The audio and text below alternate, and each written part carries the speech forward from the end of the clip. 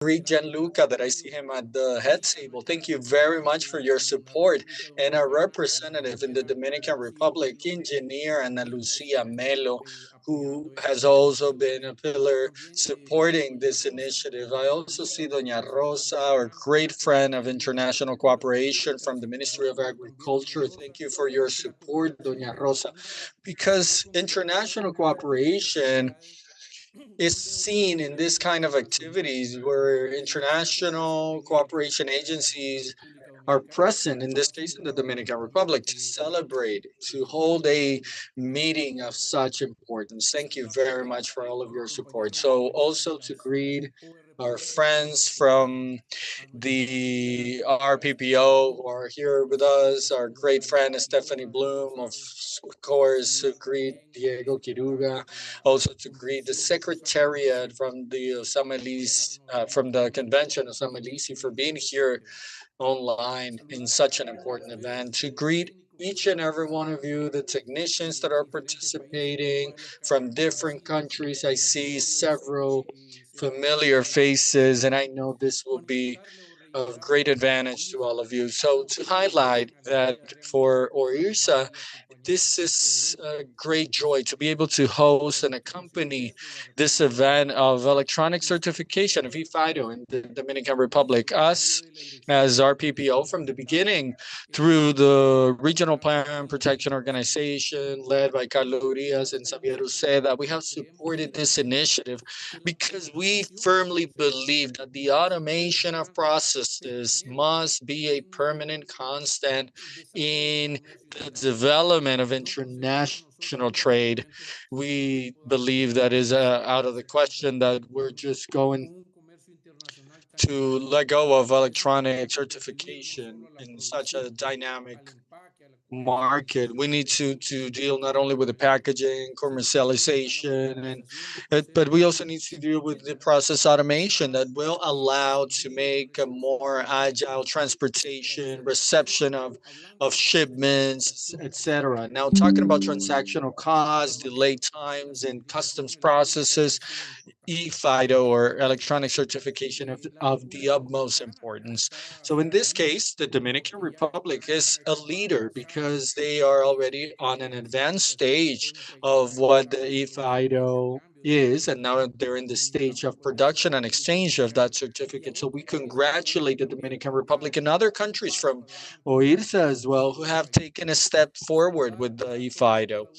To also greet each and every one of you, in this case from San Salvador. We have been able to be with you.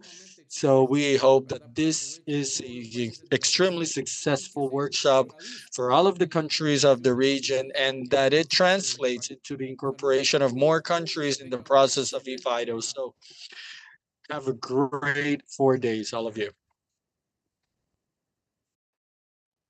Muchas gracias al ingeniero Raúl Rodas. Thank you very much, Engineer Raul Rodas. And of course, it is great to hear. It will be great to hear Dr. Osama Lisi. He's the Secretariat of the por lo cual nos va a dar mucho IPPC. escucharlo. Adelante, doctor Osama. So he's a friend of Latin America. So it'll be a great pleasure to hear you. Go ahead, Dr. Alex. Thank you so much, and good morning, ladies and gentlemen, colleagues and friends. It is my pleasure and honor to join you this morning.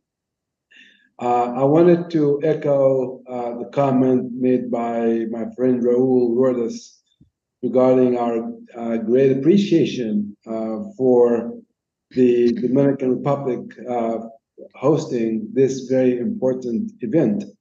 We appreciate your leadership and thank you for hosting this important meeting. It is certainly my great pleasure and an honor to join you today and help opening the workshop as the Secretary of the International Plant Protection Convention. I would like to express my sincerest gratitude and appreciation to allowing me to join in virtually today. I wish I was there in person. I truly do. But at least I'm happy to be able to join you virtually. And I wanted to also thank OIRSA for your leadership, as well as OIRSA's member countries for really uh, thinking of the ePhyto as an important strategic objective. Traditionally, phytosanitary certification, which aims to prevent the transmission of pests in the international trade of plants and plant products, is paper-based. And we know many of the complications that come with having phytos being issued in papers. Nevertheless, we are now seeing that an increasing number of countries are progressively transitioning to an electronic phytosanitary certification system. Indeed, electronic certification has many advantages that will be presented to you during this important workshop.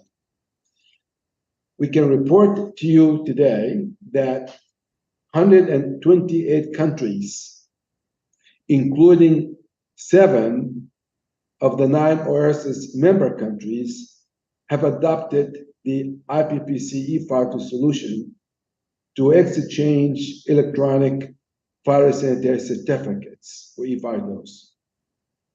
This demonstrates the value of this tool and how successful it is.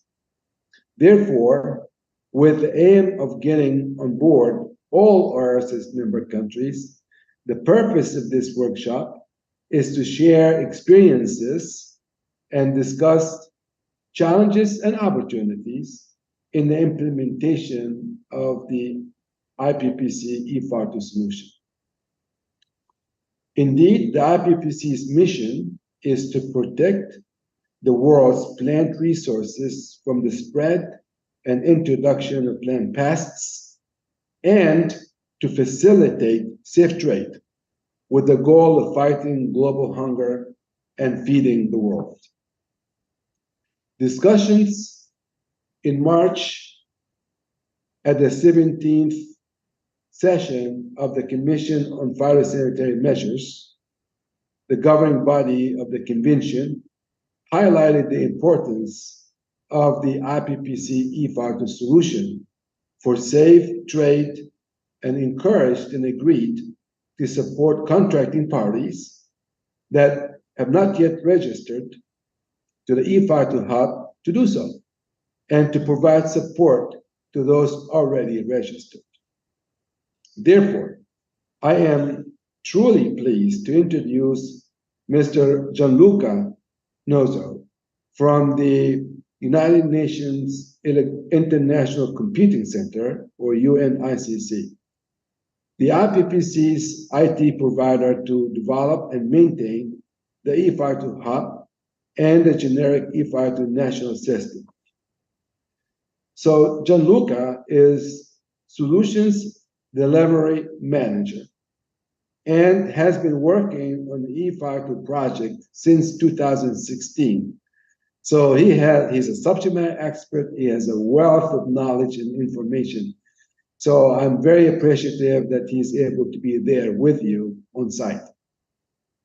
He will be participating in most of the sessions of the workshop to respond to technical questions and can be available for bilateral meetings with delegations of OIRSA's member countries.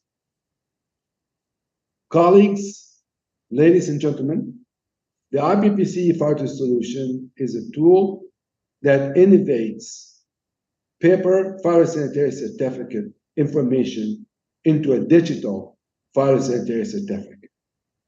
This electronic exchange that can be implemented in any country makes trade safer, faster, and cheaper.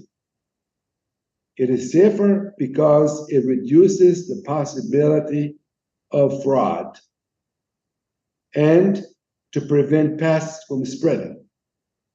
It is faster as it helps improve and facilitates faster border crossing and procedures. The process is cheaper as it helps reduce costs associated with certificate delays.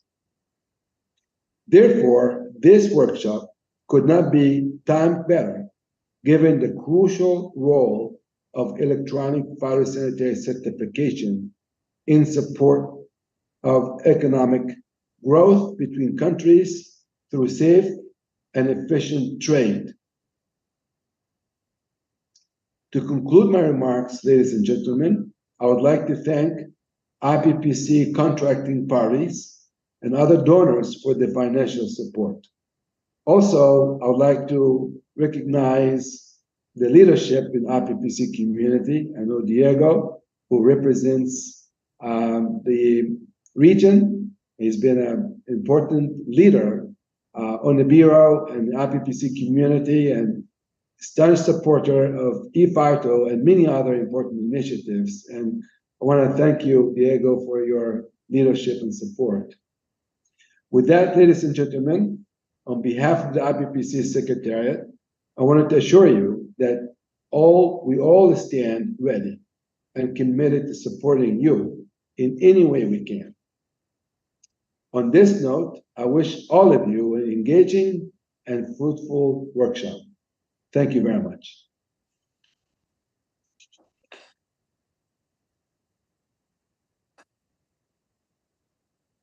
Muchas gracias al secretario Sama por esa representación de la IPPC. Y desde luego quiero decirles a ustedes que en la parte técnica nos da mucho gusto tener la presencia de Gianluca Luso, lo cual bienvenido.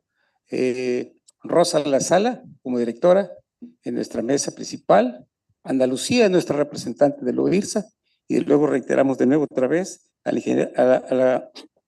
nuestra representante del Departamento de Cooperación Internacional, Rosa Tejeda.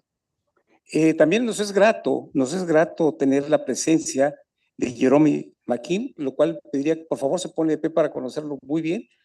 Él es el director regional de Latinoamérica y el Caribe de EFI, Servicios Internacionales del Departamento de Agricultura de los Estados Unidos. Bienvenido, muy bienvenido a este evento. Vamos a seguir con nuestro programa, porque también tenemos las palabras de una referente a nivel internacional y también muy amiga del OIRSA.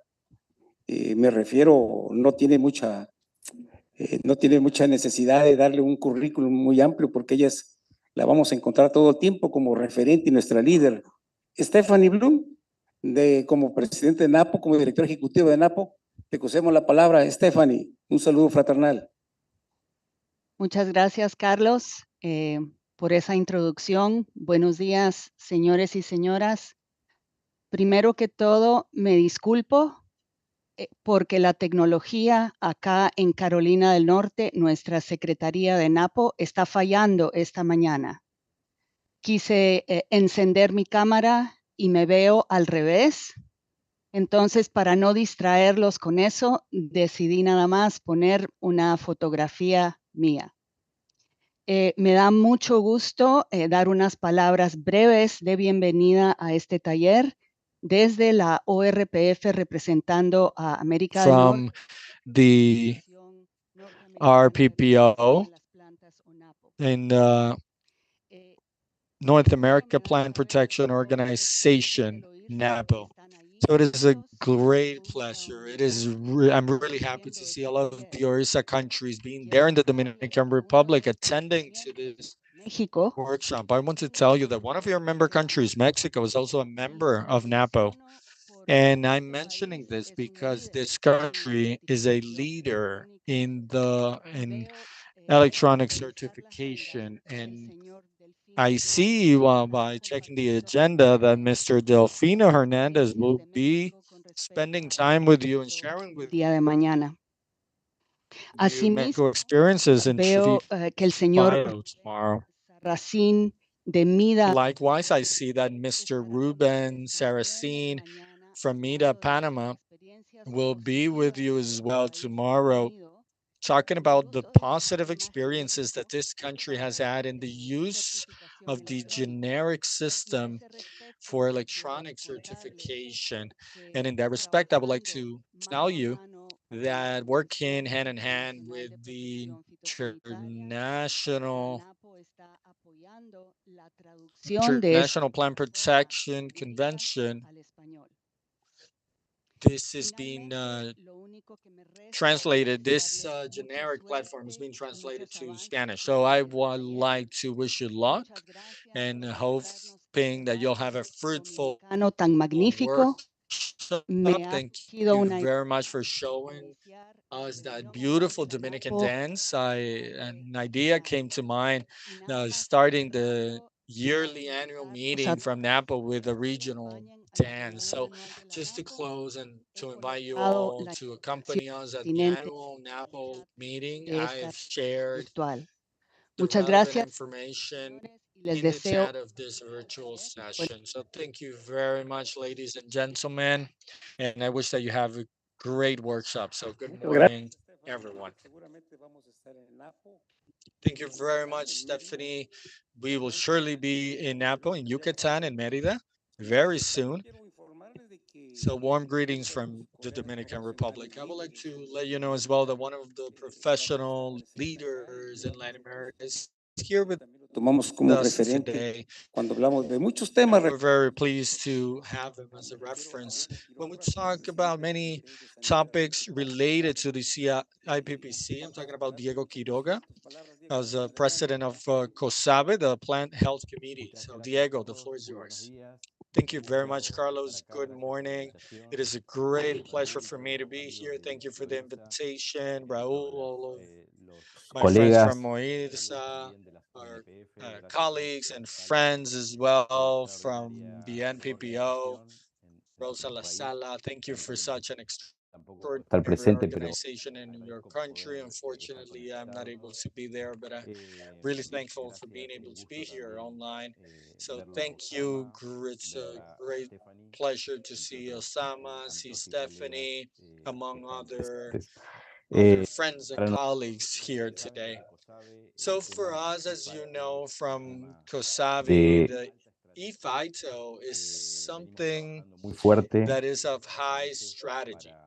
We have been working really hard between all of the countries to be able to be connected to the IPPC hub, exchanging phytosanitary certificates. And not long ago, many of you were able to participate in the workshop that we carried out in Buenos Aires in April this year. And you've seen and you've met closely the specialists from our countries that also work in an ePhyto. And for us, as I'm saying, is just the reality is in the strategic guideline of advancement and development. We believe it's really important of what Stephanie said, the support from NAPO for the translation of the change. I believe it will help a lot the connection of all of our countries in Latin America. And we always, from the south, we are willing and able, but these scopes of these regional workshops are very important to be able to move forward. You know, and I want to say it again, we are at your disposal, the countries of the South, to be able to work together to move forward in the connection of ePhyto. I believe it is excellent, the objective of the workshop, that all of the OIRSA countries are connected at the end of 2023 at the hub of the IPPC. I believe that is a great idea. We're trying to do something similar for the Plant Health Committee, countries that are still not connected, but with a really good advancement in general. So finally, and once again, I want to thank you being Está Rodrigo Robles, que es el from especialista the del whole SAC de Chile region en este tema. represented. Rodrigo Robles is there, representative of SAG from Chile in this topic, but he's also representative of Latin America and the Caribbean, both in the ePhyto steering group as well as the funding group of ePhyto. That is a very important topic. I know that is Estamos not the muy purpose of the presentes workshop right now, but it's very important that we are aware, all of us, that next internacional year para el ePhyto. funding expires, international funding that we have for ePhyto expires, and together we need to think and decide El mecanismo y el procedimiento phytosanitary para measures. que el What would ePhyto sea be sostenible the model, the mechanism, procedure desde in el punto de order vista for financiero. ePhyto to be sustainable throughout time from the Nuevamente les deseo lo mejor, que este financial taller sea lo más productivo, seguramente lo va a ser, y un gusto haber estado este rato con ustedes. Un abrazo grande para So todos. I want to Muchas gracias a Diego Quiroga. Desde luego también tenemos la participación, parece que va a llegar el ingeniero Manuel Durán, director de Cuarentena República Dominicana. Bienvenido, Manuel. Tenemos la participación también de un país hermano. Me refiero al ingeniero Rodrigo Astete como director nacional de Servicio Agrícola y Ganadero de Chile. Así que adelante, ingeniero Rodrigo. Rodrigo, go ahead. Thank you, Carlos. Greetings to all of you from behalf of our national director that unfortunately due to last minute issues couldn't be at the beginning. I'd like to congratulate you all for organizing this workshop, Dominican Republic. Great job. I would like to greet the present authorities, in particular, the authorities of the Ministry of Agriculture of the Dominican Republic, Engineer Rodas as well, Dr. Osamalisi, Stephanie, and Diego of our PPO. I would like also to greet the speakers that are going to be presenting and interacting with you from Africa, Asia, Europe, and America, that obviously will be joining us both in person and virtually. On behalf of the Farming and Agricultural Services, I would like to thank OIRSA for the great opportunity they gave us to share together with member countries the experience Chile has in the implementation and use of this technological tool, the ePhyto. In the last year, it has had a global success and has allowed us to get closer, to know it better, and face the challenge of international trade, obviously with phytosanitary safety, but also safety in terms of documentation and issuing of these different certificates. ePhyto, it is recognized worldwide for all the benefits that have been mentioned. Made possible the exchange of agricultural products, even in pandemic, integrating practical benefits for the sector, lowering costs, facilitating commercial relationships of both exporters and importers. A recent publication of ICA states that the Americas have been one of the leading regions acquiring ePhyto. More than 15 countries already are exchanging ePhyto or phytosanitary electronic certification, while many others are in testing period or trial period, and that eventually will be also including these technologies. We definitely have many challenges, but the opportunities are even more. We see this type of meetings can make progress in short term, for example, go moving to a paperless environment, or eliminating the use of papers in the phytosanitary environment, but also advancing in each of our countries in the different certifications with the benefits of the ePhyto certification. We've been working for 10 years with ePhyto since 2013. We started with the first of XML files that was really in computing senses was really interesting working with United States and China to certify different products. We are happy to celebrate this event in this workshop to share with you our experiences. I want to send you all warmest of greetings on behalf of the National Director of SAC, Jose Guajardo, and to wish you success in all the objectives of the workshop. Thank you very much, Carlos.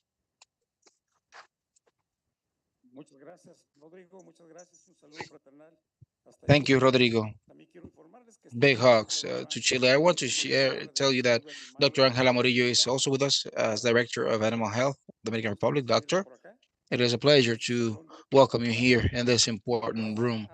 And we will give the floor now to Engineer Raul to give the opening remarks of the event. Salas. Rosa La Sala.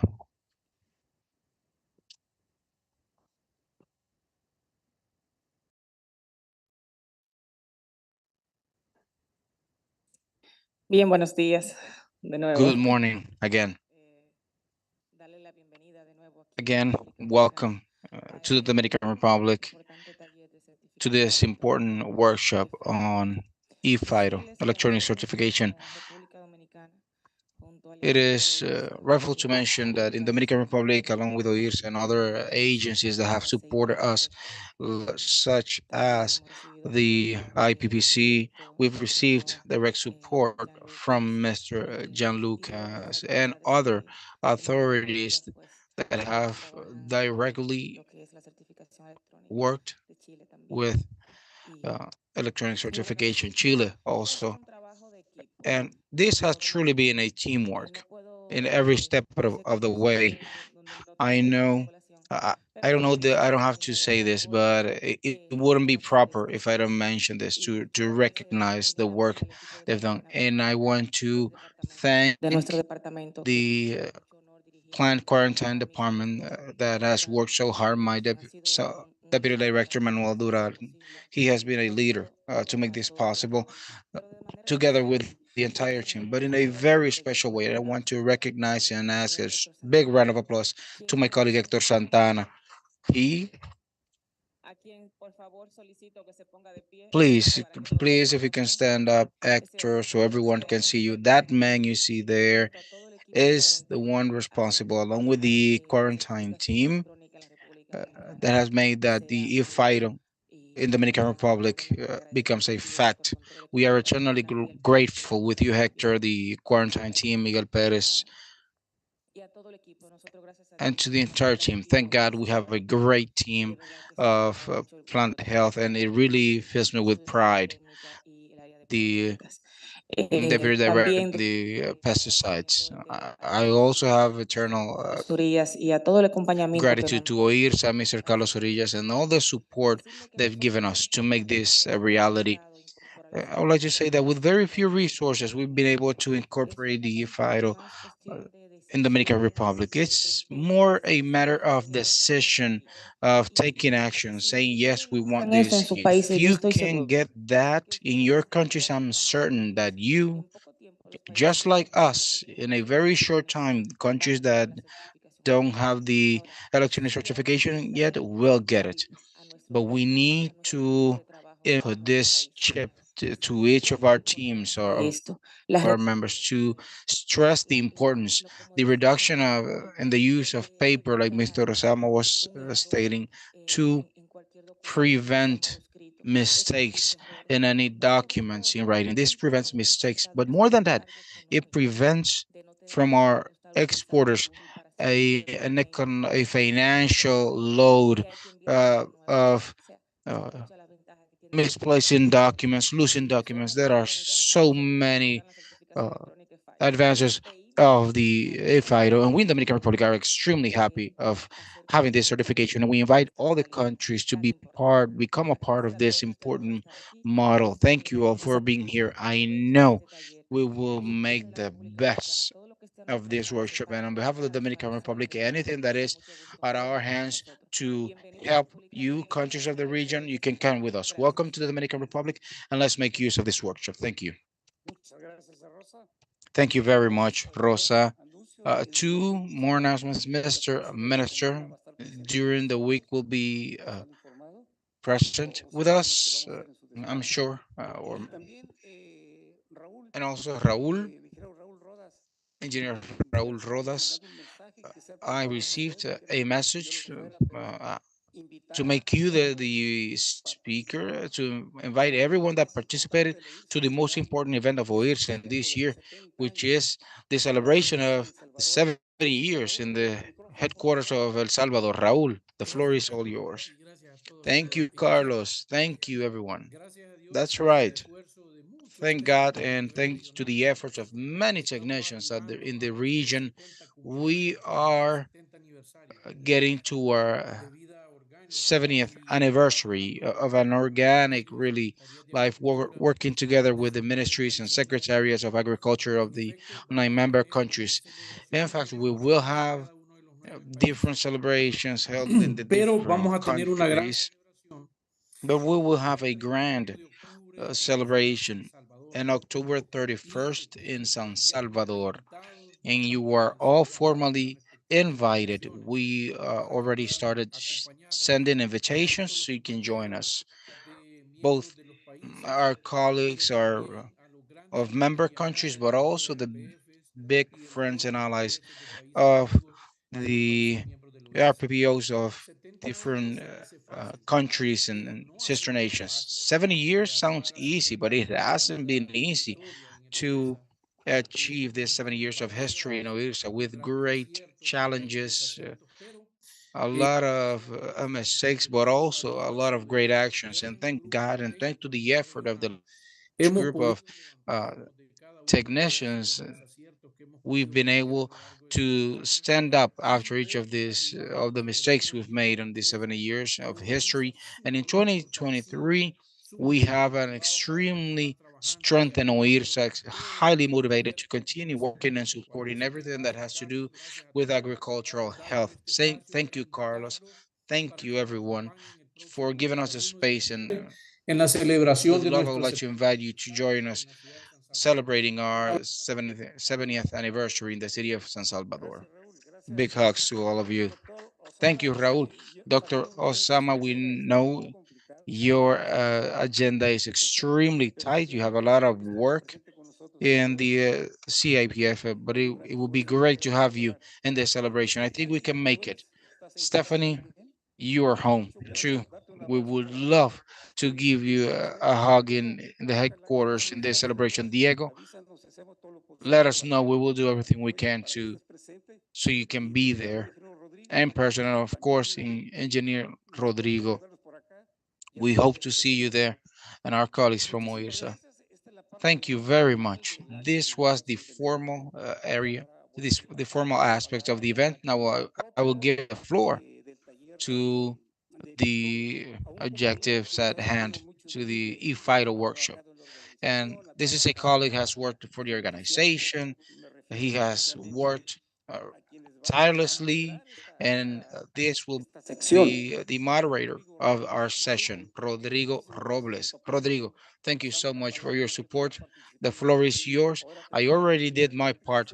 Now it's up to you, the global context of the ePhyto. Go ahead, Rodrigo.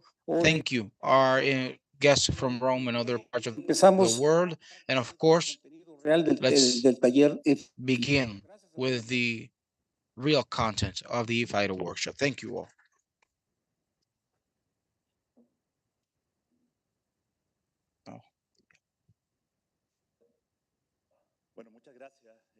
Well, thank you very much.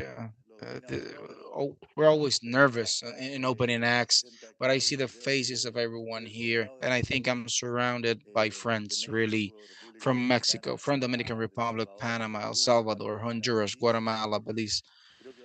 I think we are going to have an excellent meeting, sharing experiences, and to truly accomplish the objectives that were set when we were building this workshop with the coordinating committee. Mexico, Delfino gave us this challenge, and we Así que no nos asustamos. See it very closely. We lived through it very closely. We were not afraid of Probablemente la primera ORF getting the goal that in 2023, OIRSA will be the first RPPO association ensuring all its members are exchanging the ePhyto certification. So I'd like to thank OIRSA, Diego Cosabe, for making this a reality, for allowing us to participate in this event.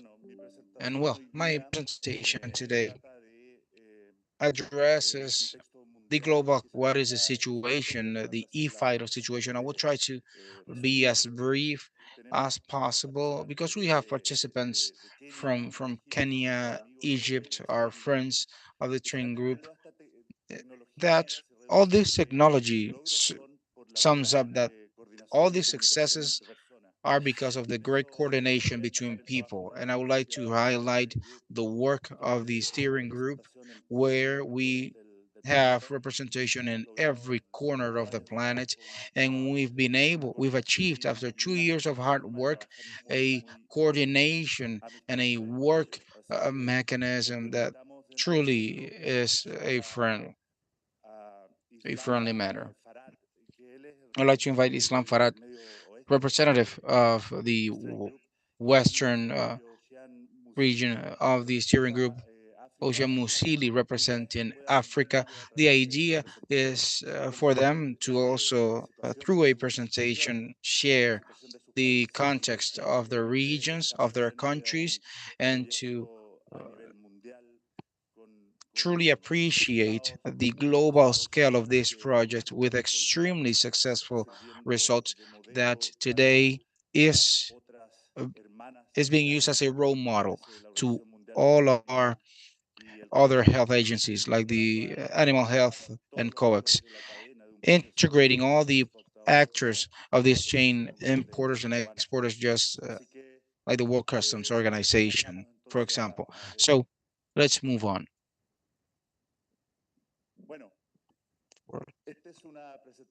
This this presentation and the concept that was shared by one of the important drivers worldwide of ePhyto, Greg Fleck. He was the leader of the IPPC when we were developing this tool. And in fact, it's worth noting that in the different ways of doing the same thing today, ePhyto allows us to reach a standardization, a common language. It is a great value we have today.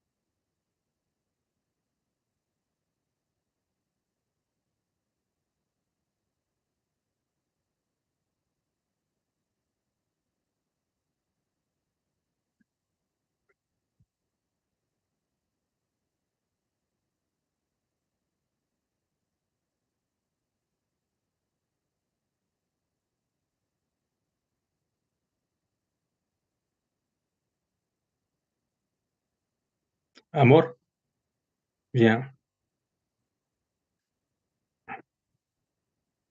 Qu'est-ce qui se passe si je fais ça? Couper l'audio original, regarde.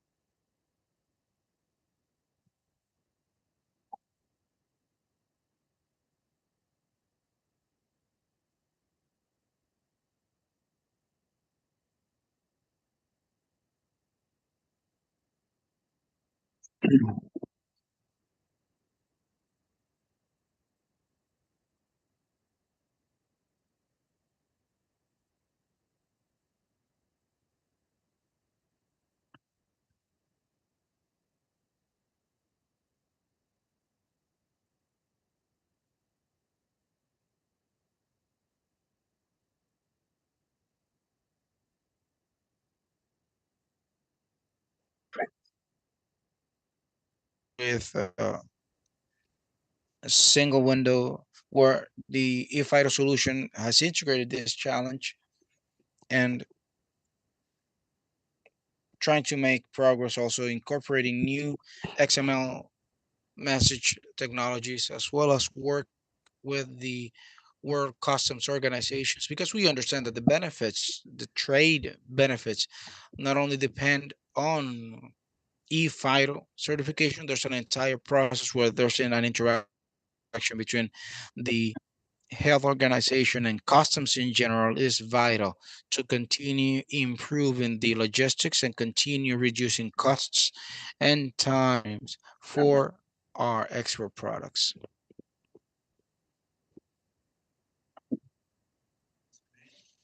As I mentioned, we have all this work being linked with a number of organizations strongly supported by the private sector.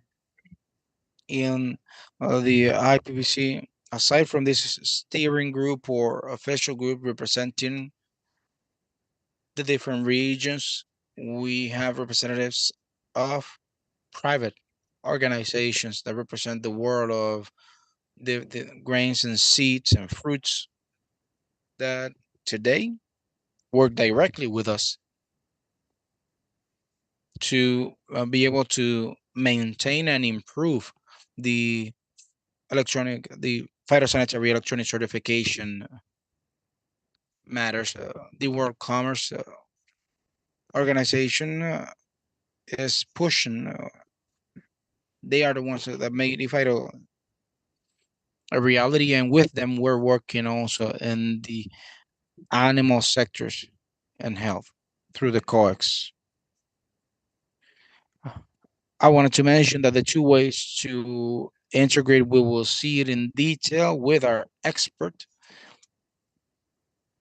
says that in order to obtain the electronic certification, there are two ways, two methods. One, through solutions with national systems, single window, or connecting directly to the GENS system, where the team of Unique gives all the support to the different countries and accompany them do throughout the process until the ePhyto certification is becomes real. This is basically what I wanted to mention, and I would like to give now the floor a lot of time to our next speakers within the program.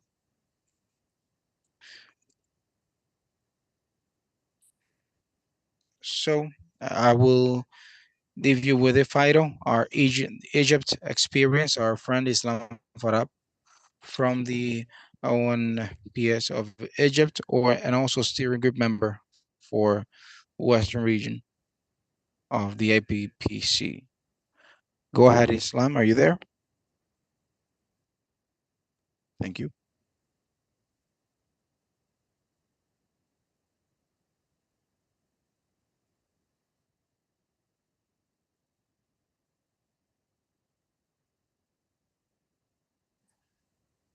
Islam, ¿está por ahí? Are you there, Islam? Islam, Mr. Islam, are you there? Can you hear me? Your microphone? Mr. Islam, this is the interpreter. Yes, sir. Sorry, just technical issue. Perfect. Can you see my screen? Not yet.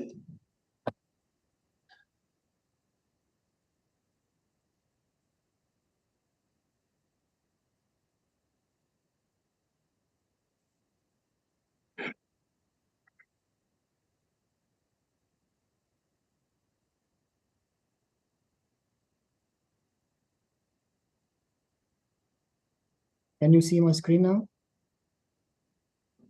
No yet.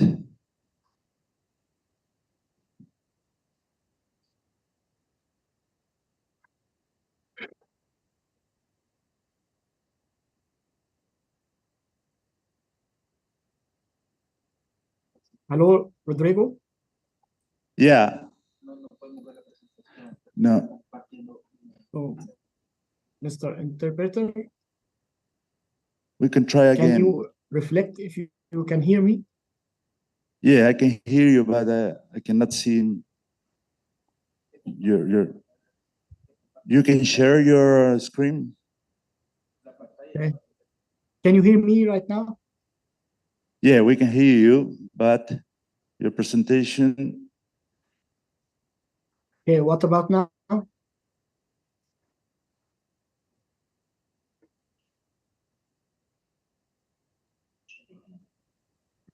Mr. Islam, this is the interpreter. Whenever you hit the share screen, it just stays black. Okay. Sorry,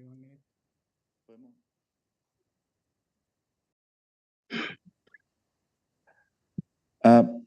Maybe we are going to send you an email and you can share your presentation. You can send us your presentation because we have a problem with your screen. And in the chat of the connection, you can send us your presentation.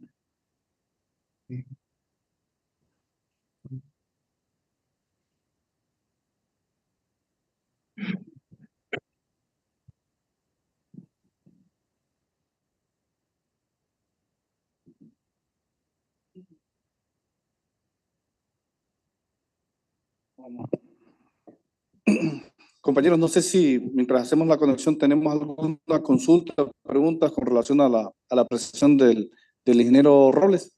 While we fix the presentation, En este momento. yeah, we can address any questions you may have for Engineer Robles. Bueno, tal vez una consulta, ingeniero Robles. Engineer Robles, a question. The idea is to use soon digital or e-signatures. Will it be feasible for countries currently exchanging? What are they missing to use the e-signature? Those countries already within the system, what you mentioned. What do we need? Yeah, well, this aspect of the electronic signature has haunted us for some time now. There are different postures. Most countries do not demand an electronic signature with the certification. And I would say that the only sector or country that demands this is the European Union. Within their legislation, there was no way to bypass this regulation in order to accept the complete elimination of paper. They require the electronic signature, but within the processes of improving, and Europe unique developed the possibility of adding this electronic signature through gens, and that work has already been successful today. And countries that use this generic system, they already comply with all the requirements, and so the traces system of the European Union identifies it or accepts it. The countries that do not use gens, that have their own systems, like Mexico, Costa Rica, Chile,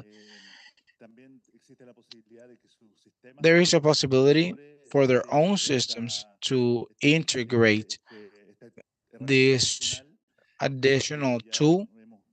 And we already have experience on this. So any country or a single window system that would like to incorporate this work, I think we're good. Nelson, I don't know if we have the presentation.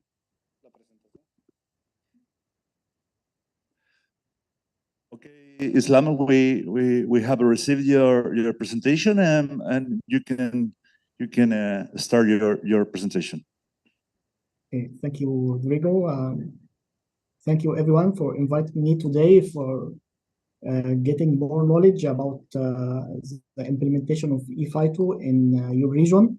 has been a great honor to be there today with EURESA member countries. And today I'm just going to give you a brief on the updates on the Near East region.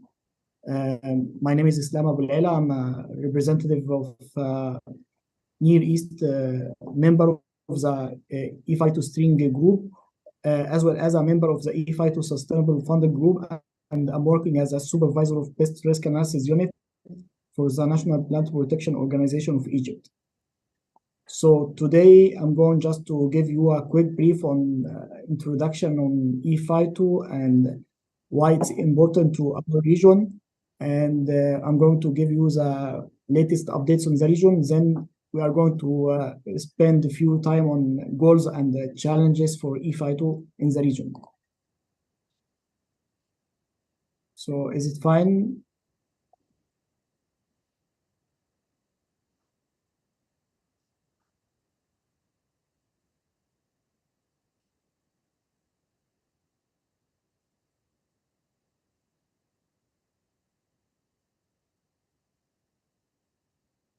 So in terms of ePhyto, I just want to do attention that you have our expert, Mr. Gianluca, who is world the top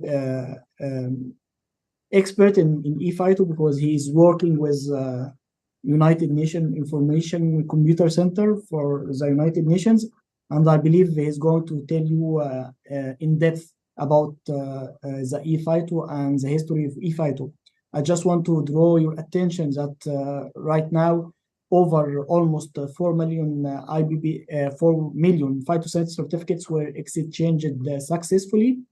That's why the number of non-compliance of documentary checks have been reduced due to our national studies, that we find that the major cause of rejection was documentary checks, like additional declarations or wrong scientific names and wrong description of consignment.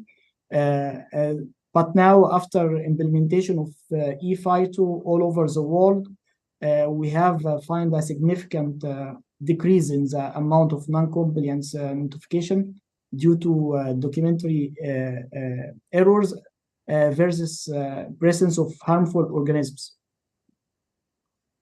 So right now I'm going to slide number 5.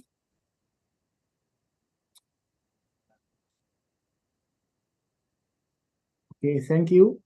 Our region, the Near East region, consists of 16 countries with a major role in trade of plants and plant products, because we have include the world's largest exporters and importers as well for the plants and plant products. For instance, Egypt is the world's largest exporter of oranges, IQF strawberries, dried onions, and many other capitals. And also, Egypt is world's largest importer of wheat and other grains, like it ranked as the 4th over the world to import soybean or yellow corn as well. And the rest of the region stay very demanding for that. That's why the trade in plants and plant products in the region is a cornerstone for food security, economic growth, unemployment, and international relations as well. And that's why, as Osama mentioned, it has to be efficient. And as today we are speaking to OIRSA member countries, it's worth to mention that there has been a significant growth in the trade between our Near East region member countries like Morocco, Tunisia, Egypt, and other member countries for Gulf, like Saudi Arabia, United Arab Emirates, Sultanate Oman, and so on, in terms of trading. So there has been no significant trading between your member countries and our region, but right now we find that it's moved to have a significant growth in terms of exchange of plants and plants products. So next slide, please. Of course, if we are going to mention the importance of ePhyto, we have to categorize them into 4 main categories, like economic benefits or financial benefits, institutional benefits, and social benefits. But if you want to know more about the benefits of ePhyto, you can go and ask ChatGPT or any artificial intelligence tool right now and just write down what are the benefits of ePhyto, and it will respond to you. But I want just to deliver some messages in the next presentation about what have we done in our assessments and our studies in the region. So next slide, please.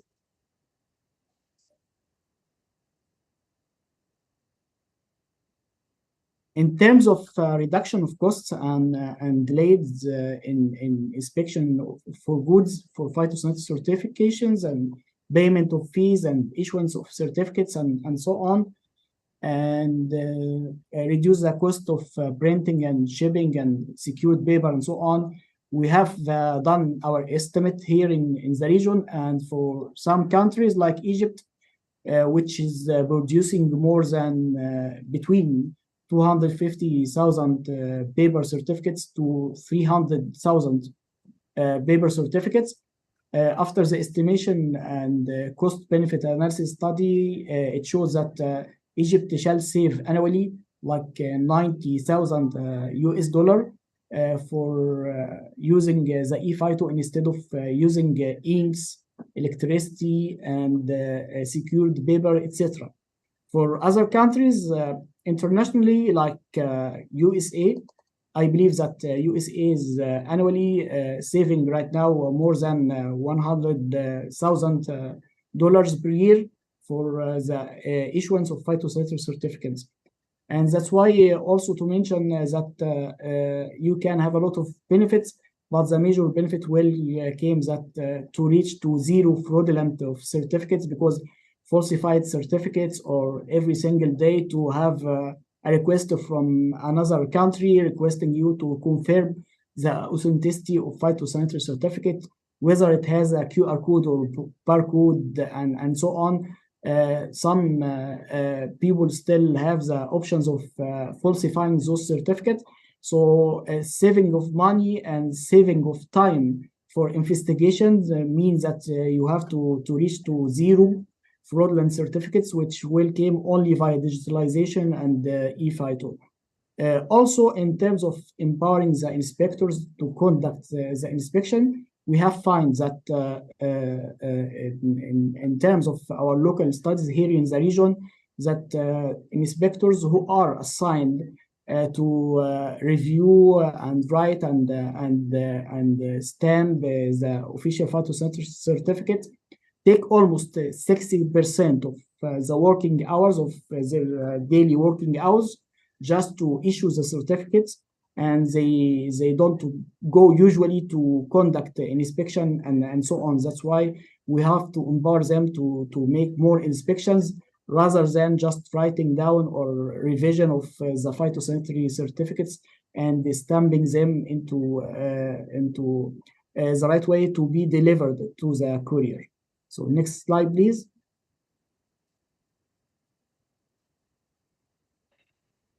Also, in terms of expediting communication and other issues, we have done, obviously, as trading countries, and you have some of unique products to be exchanged with other countries. We have focused more into the EU. And obviously, you know about the EU Green Deal, which is maintaining the reduction of use of pesticide and so on. But one of the major things is the decrease of CO2 emissions and the pricing of carbon fingerprint of each product or commodity to be exported to EU. That's why we have done our estimates here in Egypt and the region as well. And we found that if we followed the phytosanitary certification with a digital way, we are going to decrease the emission from everything related to the issuance of phytosanitary certificates. Also, it's important to mention that is based on our national or regional agreements, ePhyto, either the hub or gens, importance to be incorporated with single window, because national single window are very important to calculate customs and to have different buses like green bus or red bus and so on. That's why it's important also to use the ePhyto. Next slide, please. So this is a common complete process of phytosanitary certification in the region. It's almost the same, but as you see, it starts with the submission of inspection application, and it takes 1 day or same day to move forward to inspection of consignment. And if the consignment complies, we have to wait for 1 day more for laboratory sampling and testing, and either it's rejected, you are going to get a notification of rejection on the same day, or we are going to move until to issue the certificate, and via courier it will be sent to the destination. And this full process, full process, almost take like between 2 or 7 days. But right now, with implementation of ePhyto and either gens or via the ePhyto hub, as we are going to see some of our countries in the region using the hub, this has been minimized into a maximum of 2 days. So usually right now it takes only 1 day, but maximum 2 days instead of from 2 to 7 days. Next slide, please. So this is the updates from our region. We have right now a total of 3 countries who are fully exchanging the ePhyto.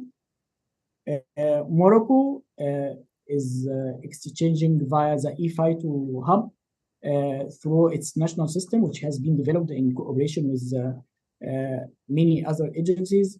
And it's worth also to mention that, like in the past year, Morocco was world second producer or exchanging countries with the ePhyto hub. We have now Tunisia and Jordan are exchanging ePhyto certificates via gens. Right now, also, we have 2 countries are in the testing process, Algeria and Mauritania. And we have recently another country is registered with this, which is Sultanate Oman. And after COVID outbreak, it became crystal clear to everyone that ePhyto is in the region is a main solution for trade facilitation, as the region is very big and it's considered as a hub for products from Southeast Asia or Russia or those countries, and also for Mercosur countries and other member states of OIRSA and other regional plant protection organizations. And in that matter, we have a quote stating that you have never to waste a good crisis, because it's a chance for prove, improve, and initiate that change. And that change was a big obstacle in implementation of ePhyto, as we are going to see in the next slide in our challenges. So slide number 12, please.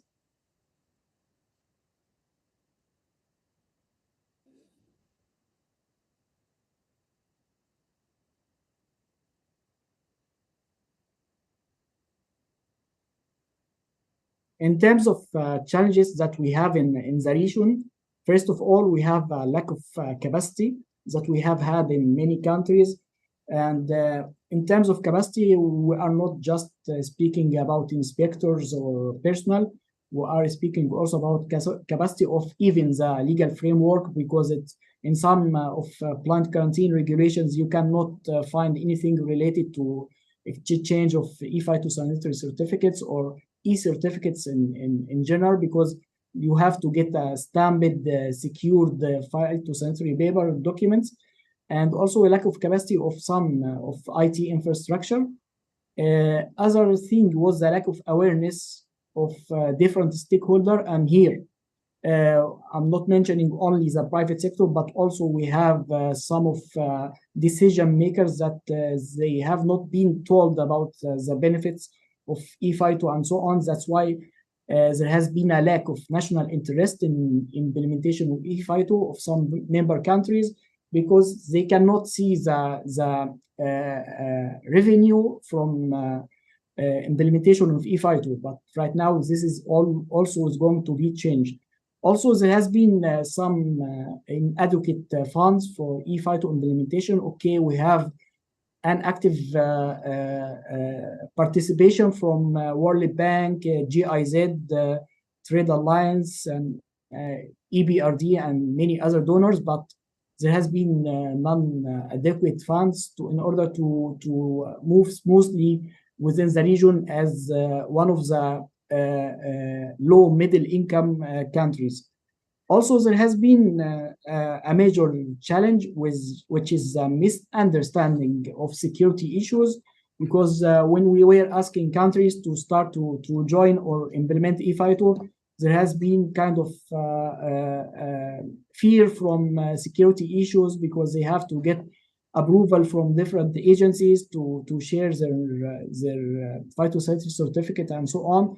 But right now, after telling some stories about the success of other countries, and when you going now to the ePhyto platform, you can find many success stories there, and you can easily show to those people on security agencies that it went very well, and people are getting better right now.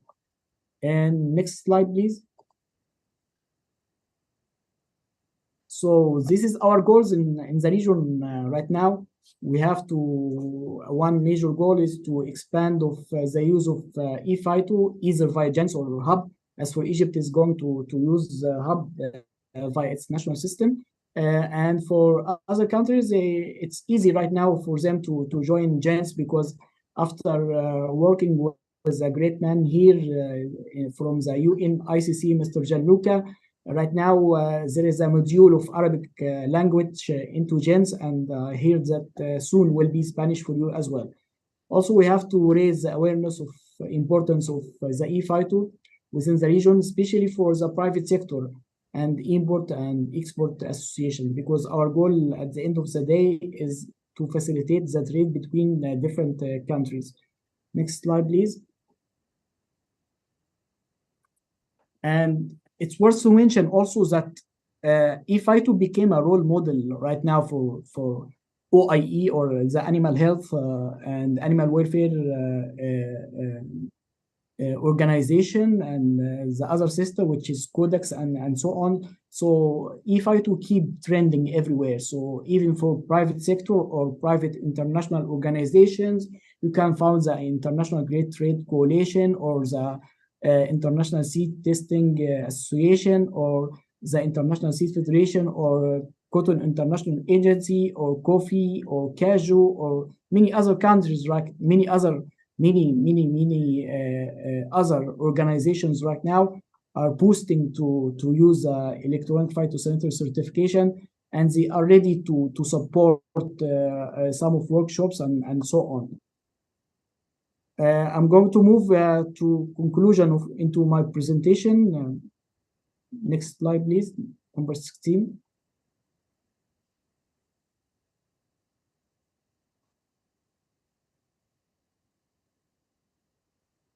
Just to deliver some key messages to you during the workshop, that the Near East region is a key player in the international trade. So please keep your trade is safe between our two regions. And that's why harmonization became very important to comply with the phytosanitary import requirements. And when you are doing pest risk analysis and so on, the major goal of our service is to reach to the appropriate level of protection. And this could be just via documents, because we may not set adequate measures. We just want to get additional declarations and some description, or to conclude the heat treatment or cold treatment or other phytosanitary measure into the certificate. So that's why it's going to be easy via the ePhyto, because in some modules you can go through that and find the additional declaration is already written there. We have also to admit that paperless trade is a global trend, along with digitalization and artificial intelligence as well.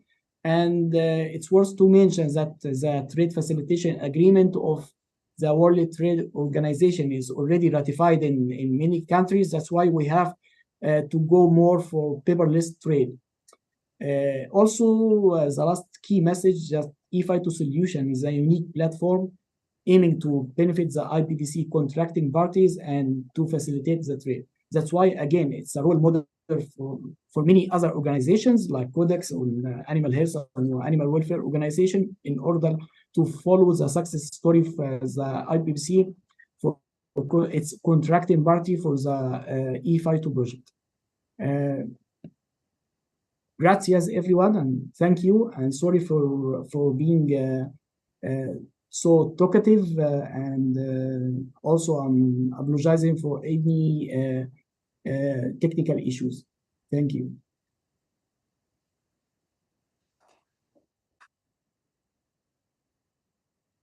Muchas gracias, Islam. Muchas gracias. Creo que ya estamos entrando. Thank you very much, Islam. I think we are better prepared now. Great presentation. Thank you for being able to talk to us today.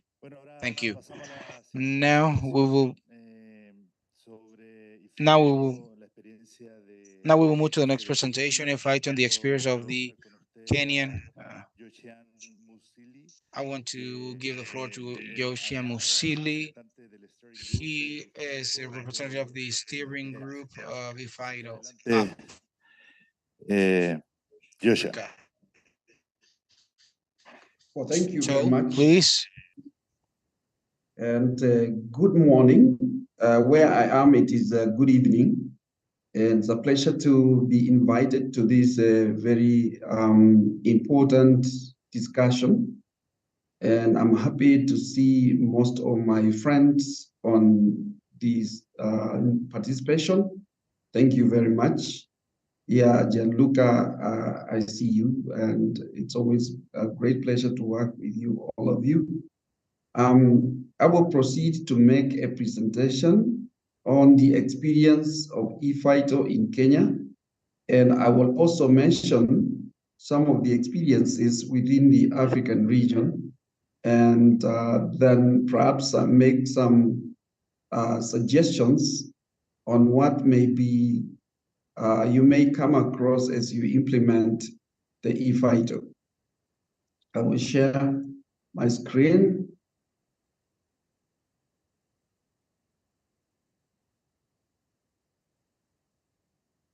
Yeah. Kindly let me know if the screen is visible.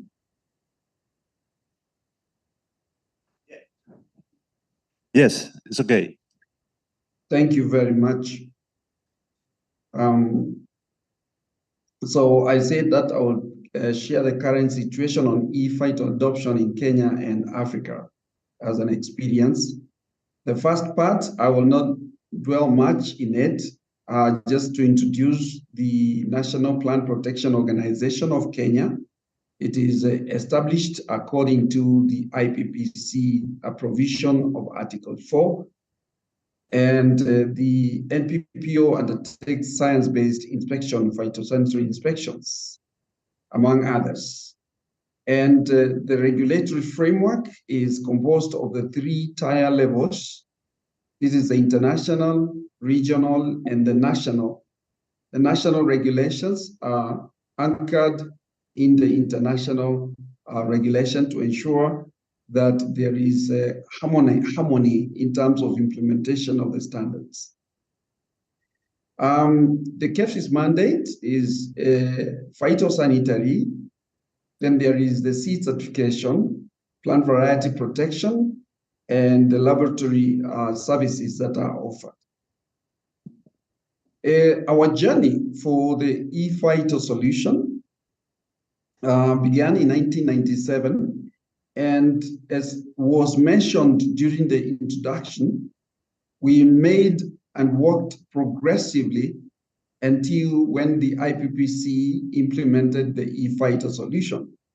Kenya was one of the countries that was involved in development of the ePhyto solution and also in the testing of the ePhyto solution.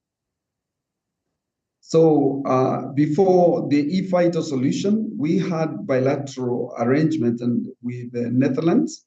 But then when we moved to the ePhyto solution, then the bilateral then translated to the multilateral through the ePhyto hub. The automated systems in Kenya, we have several systems that we run. There is the system for exports, a system for imports, and system for seed certification, laboratory, and pest management.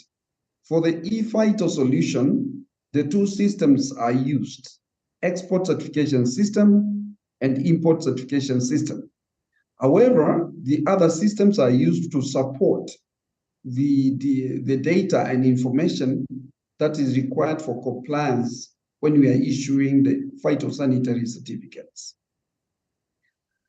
When we look at how the export certification system functions, we have the module where the exporters or traders are able to access the system and create requests.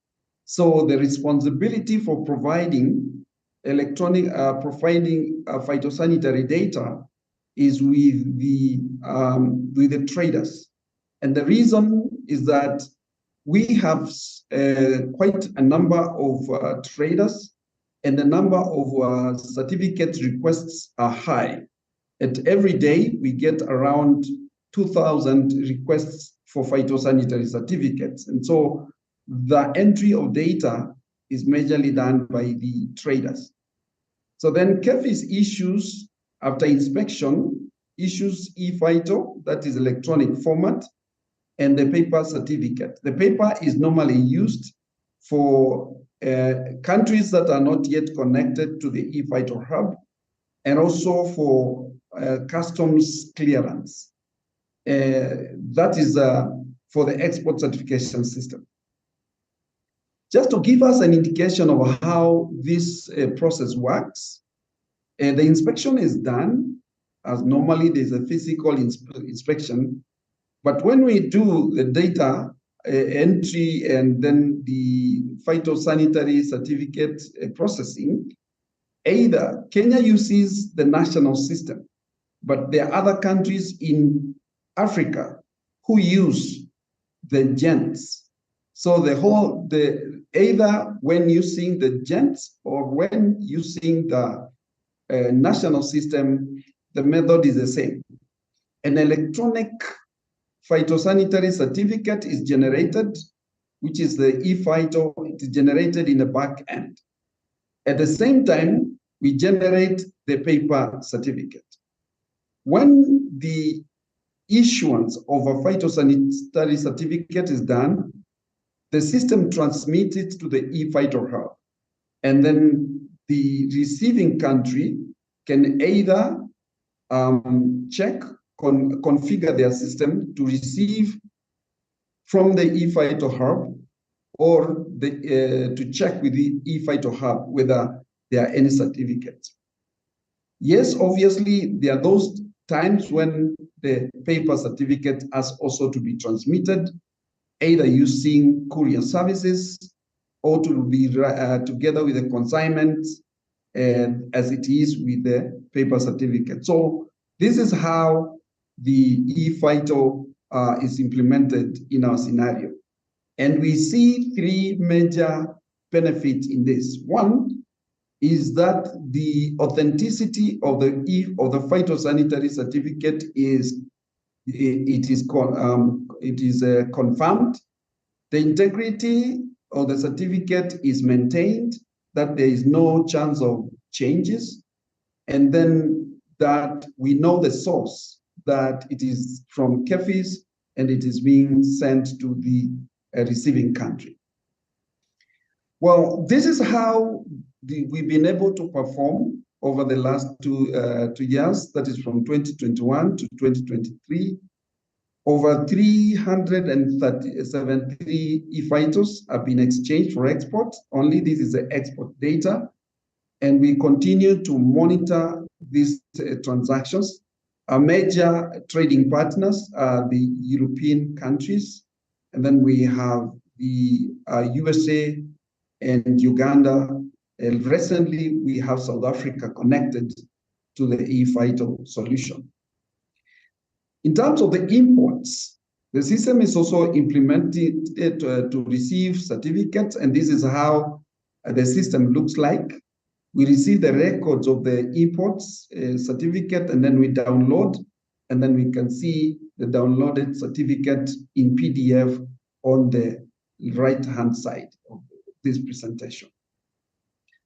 Well, we also look at how the progression of the ePhyto has been happening within the African region.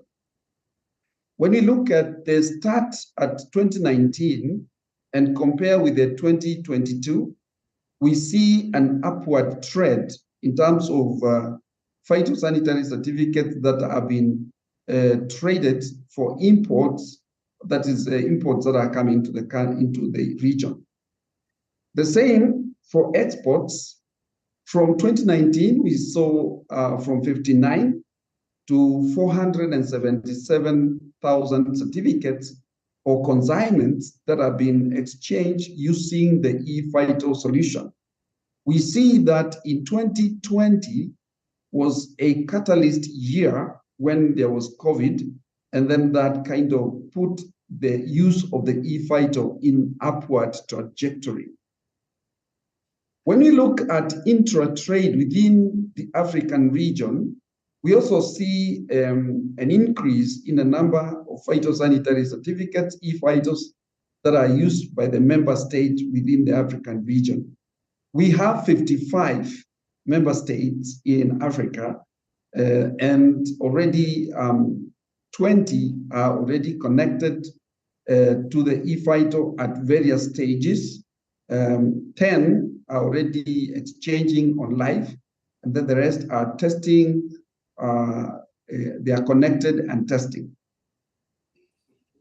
So what are the experience of what we have already experienced and the lessons that we have learned? That automation enhances efficiency in service delivery. And my colleague Islam has already expounded on this using figures. That there is reduction in a number of forgeries. The experience that was shared by one of the member states, which is Uganda, they moved from a risky zone of forgeries to zero in terms of the forgeries. And this was commendable because they're using the gens. The system enables updating and maintenance of additional declarations. Therefore, we avoid human errors of typing every time.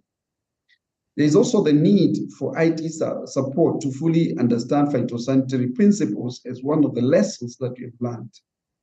The other lessons that we have learned is that inspectors should have some knowledge of IT application, meaning that there has to be a hybrid of the technical information that is used for phytosanitary.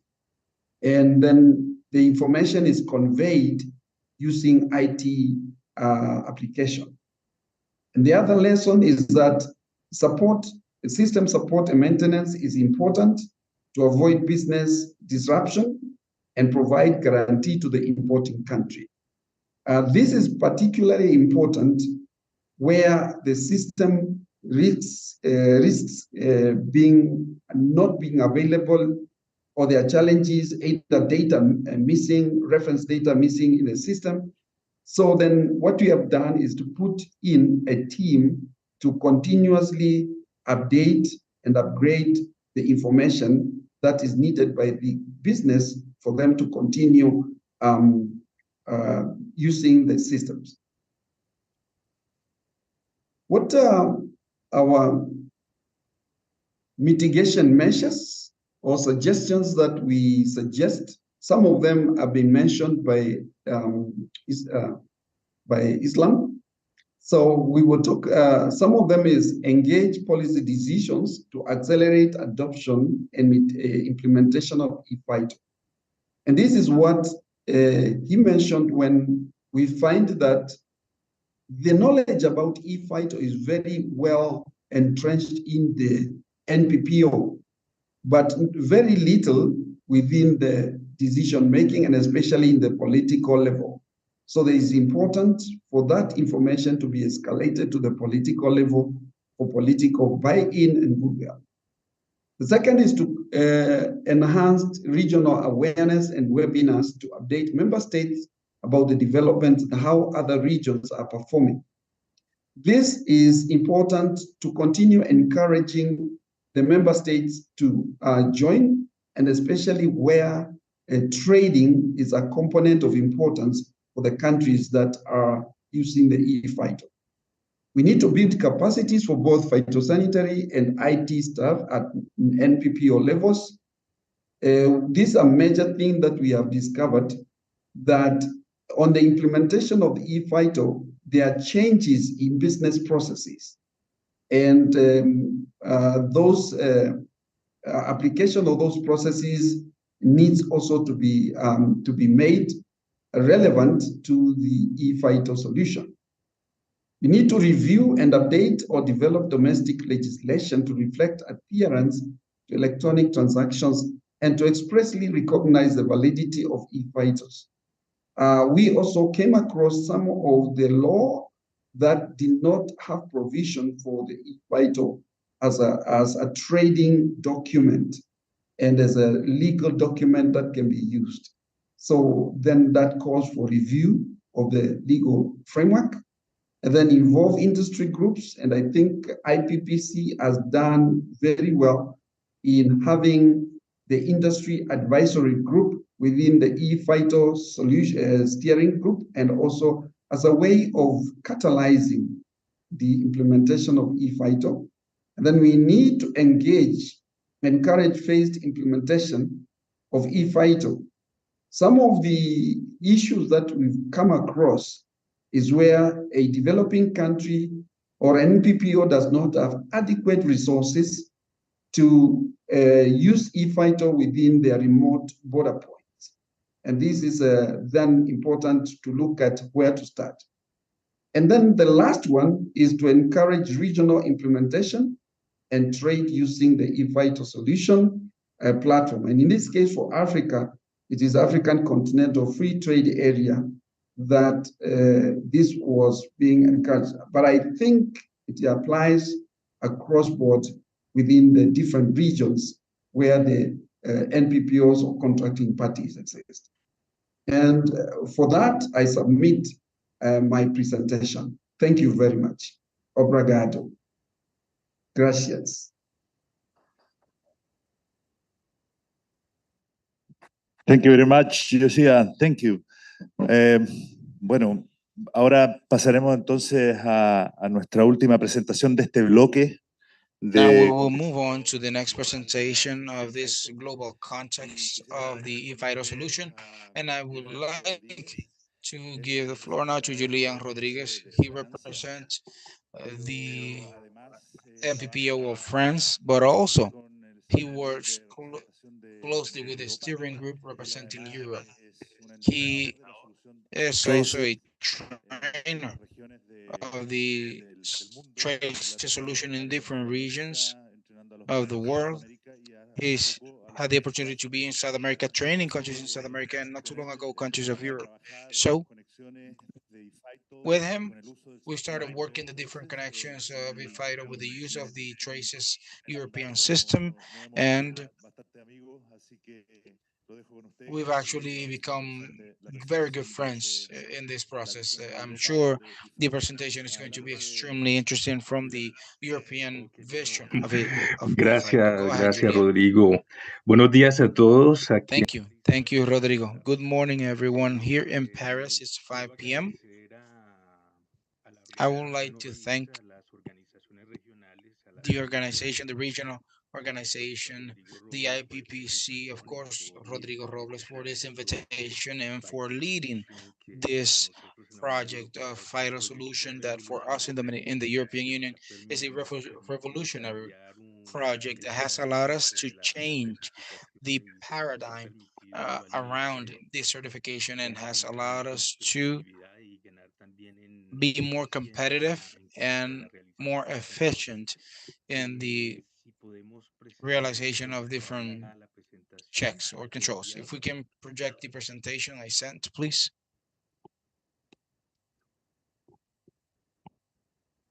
He enviado la presentación, que creo I que sent enviado a the presentation. Give us 1 minute, Julian.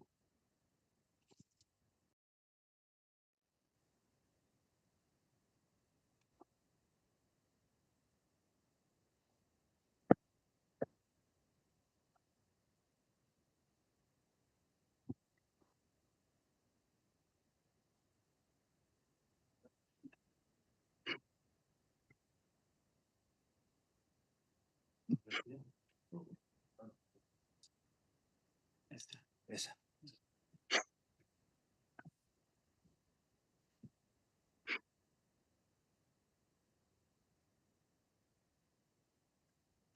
Ahora sí, Julián, está tu presentación. Ya, ok, ya está llegando.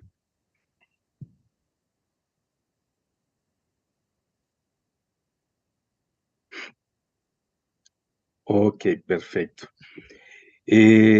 Bueno, en esta presentación In this presentation, quiero I want to la experiencia de Francia como un país share the experience of France as a pioneer or leading country in the electronic certification for plant exports. Francia desarrolló la France developed, thanks to the utilization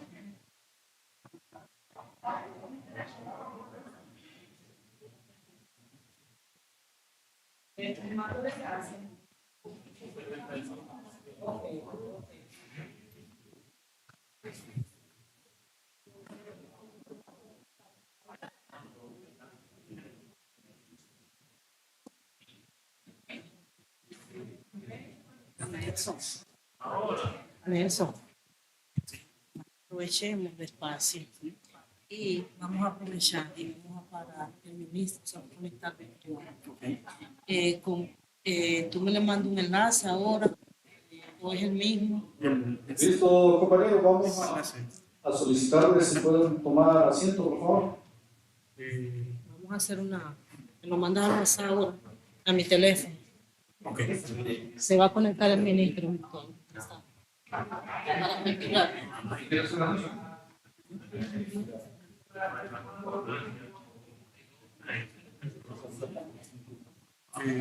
Xavier, ¿vas a tener la mano en Zoom?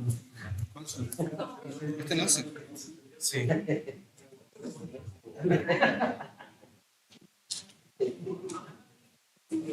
No me va a costar allá. Ya pienso.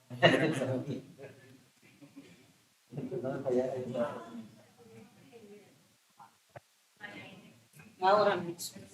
Ahorita se está buscando Xavier, ya se ahorita se lo ¿Tú tienes ya? Ya se lo envié.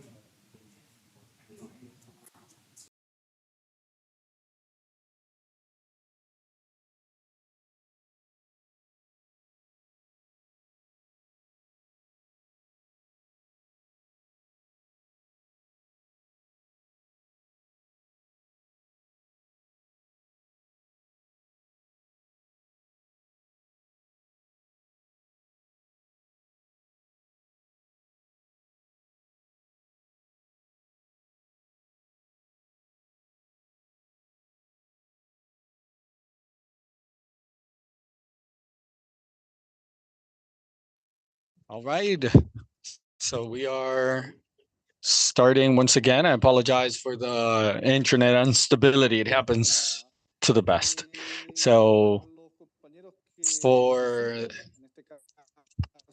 our colleagues visiting us, in this case from the 8 countries of the region, with the exception of the Dominican Republic, which are the hosts, to let you know that Parte de los Dominicana, de la Secretaría de la CIP y de los of Agriculture of the Dominican Republic, a small precedent for you there. There are certain complaints that they're saying that the rum does not on the electronic certification of the countries in the OIRSA region. It goes, per level. It's not going to go per level. We're at the same level, but we're going to go by stages. Let's put it that way. So there's no importance on the chapters. It's just we'll do it randomly. We'll discuss this randomly.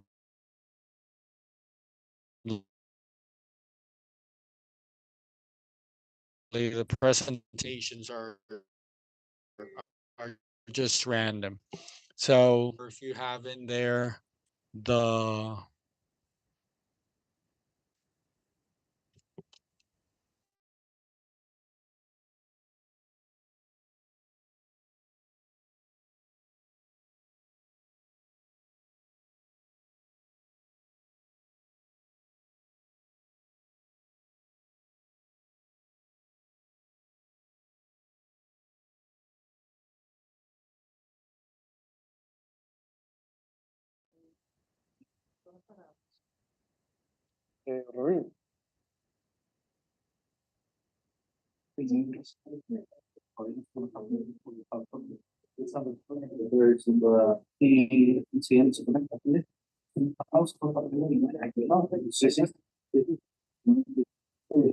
Bien, entonces dejamos entonces a Rodrigo para que continúe con la moderación, en este caso con el compañero de Francia, para que continuemos.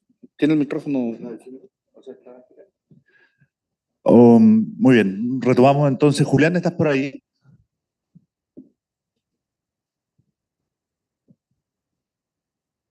¿Tienes abierto el...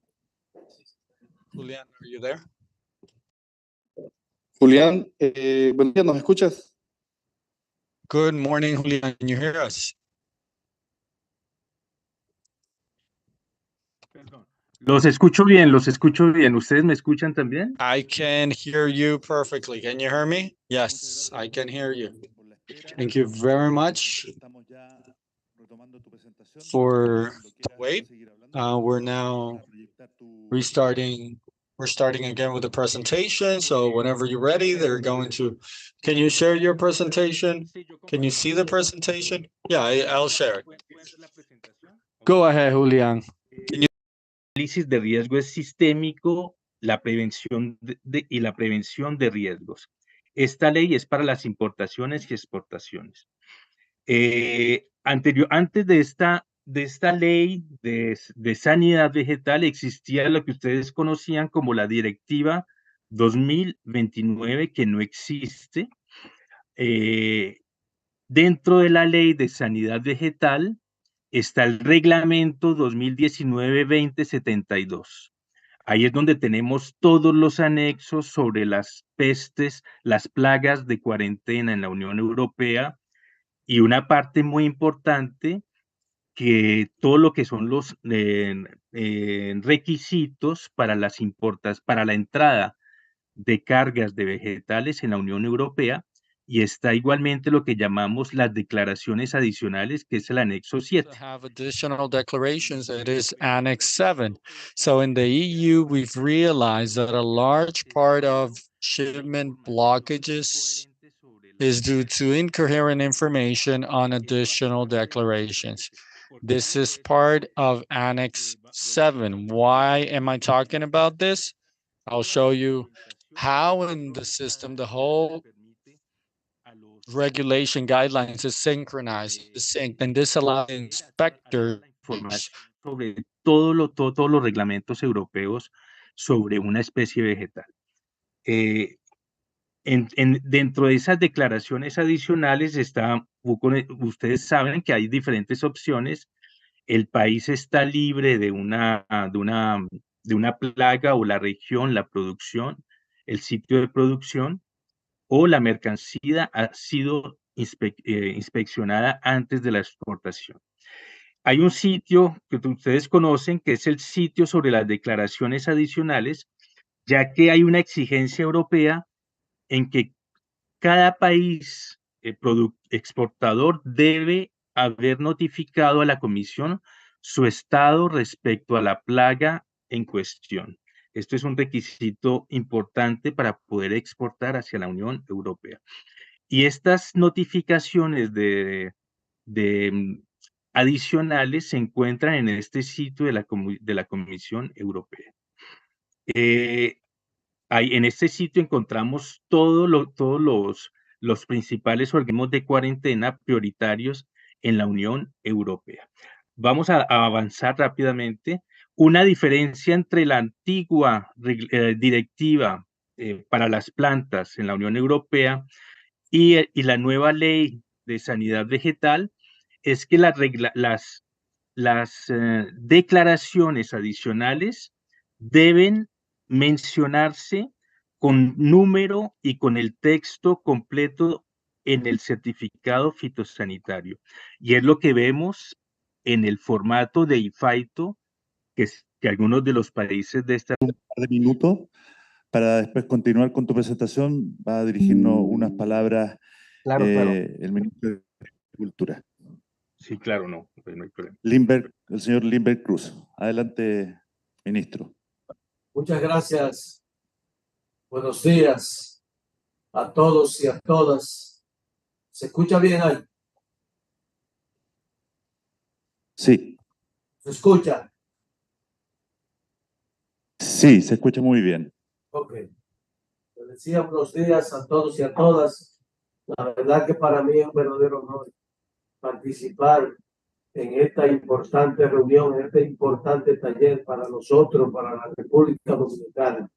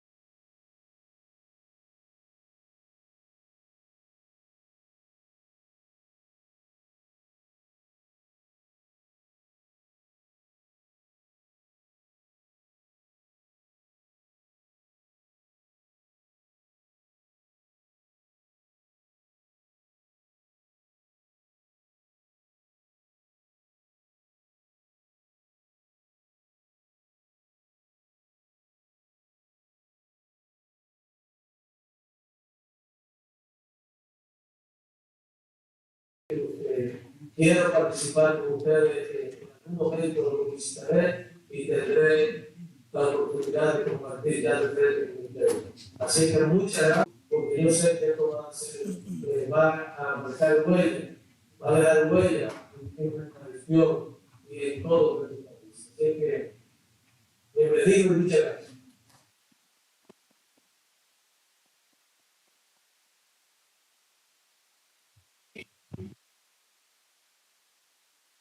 Muchas gracias, ministro, por sus palabras. Julián, podemos continuar con tu presentación. ¿Estás por ahí? Sí, sí, sí. Adelante, por favor. Comparte tu pantalla. Entonces,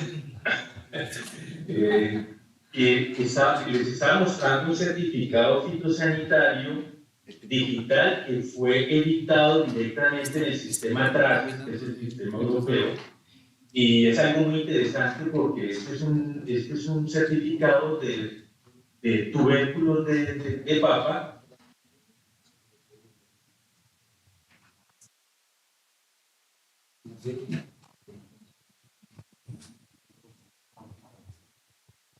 Recording in progress.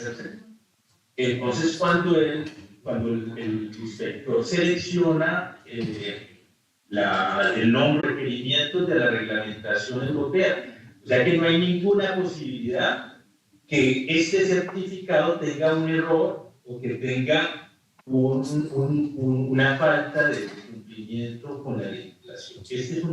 Esta es una de las ventajas de la utilización directa del sistema TRACES para los países terceros. The traces system for third country, so is the European Union.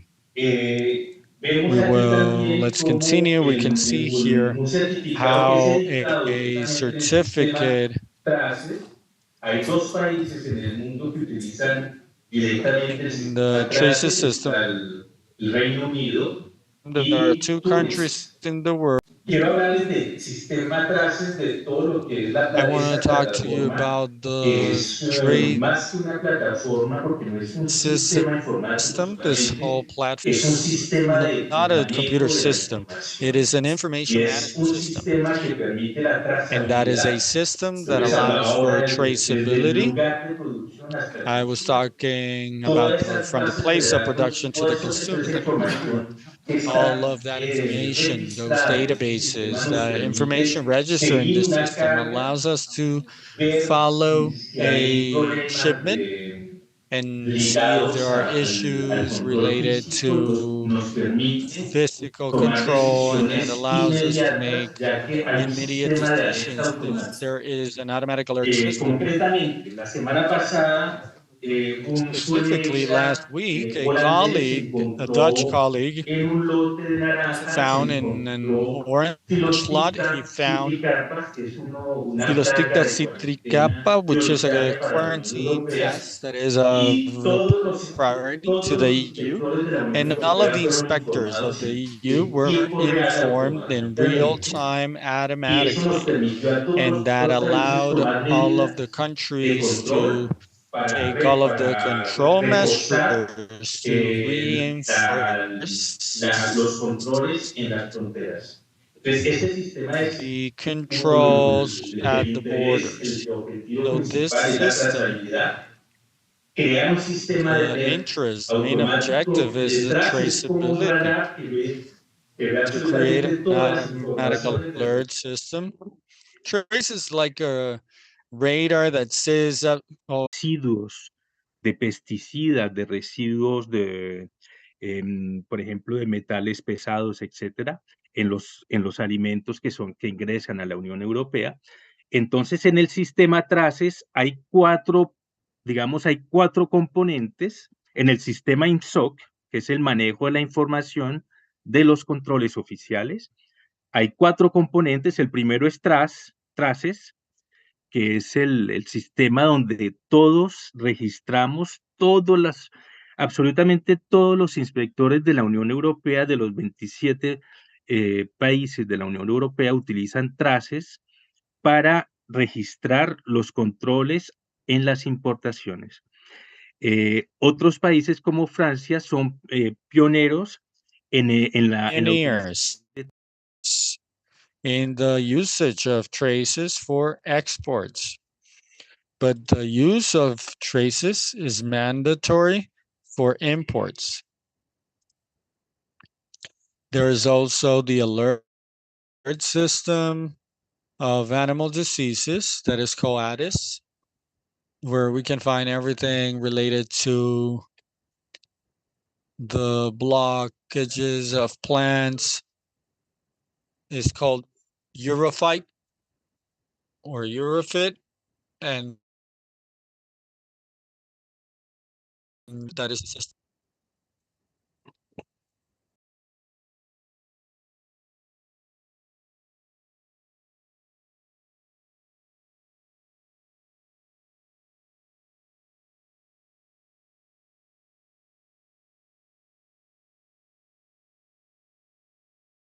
The development and maintenance of everything that has to do with the traces evolution and is centralized by the European Commission. This system includes a decision-making tool. There is a dialogue system that is created with AI where the system exchanges with the inspector to make a favorable decision, a decision that is aligned with the cargoes or shipments that are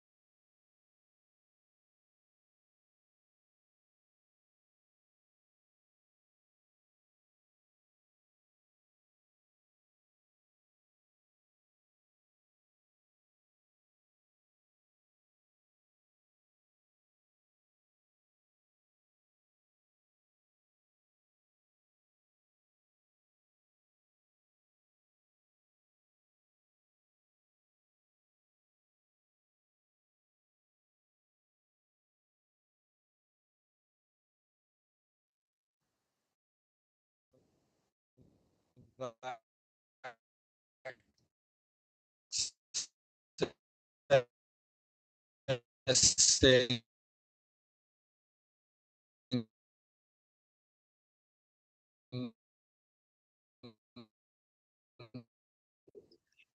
all of this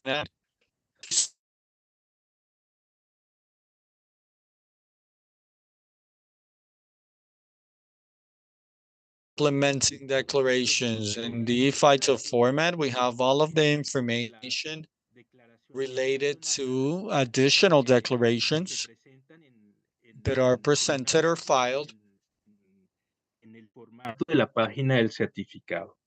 Entonces, esto nos da garantías de cumplimiento a nivel de la información de declaraciones suplementarias. Quiero mostrar, voy a ir rápidamente, solo quería hablar del reglamento INSOC, que es el 2019-1715, y es el artículo 39 que nos dice claramente que la expedición de certificados electrónicos oficiales y utilización de firmas electrónicas son válidas si los certificados son expedidos a través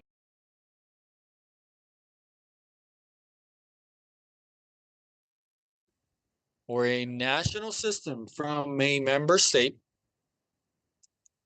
a electronic certification system from a third country, or from an international organization with the power of exchanging data with traces. The electronic certification system of a third country or from an international organization with the faculty, with the power of exchanging data with the national system of a member state. That certificate must be signed by an authorized agent through an advanced electronic signature or qualified signature. We are in the European Union at the advanced level, that is the digital signature level, where all of the countries that use the ePhyto, a compliance in terms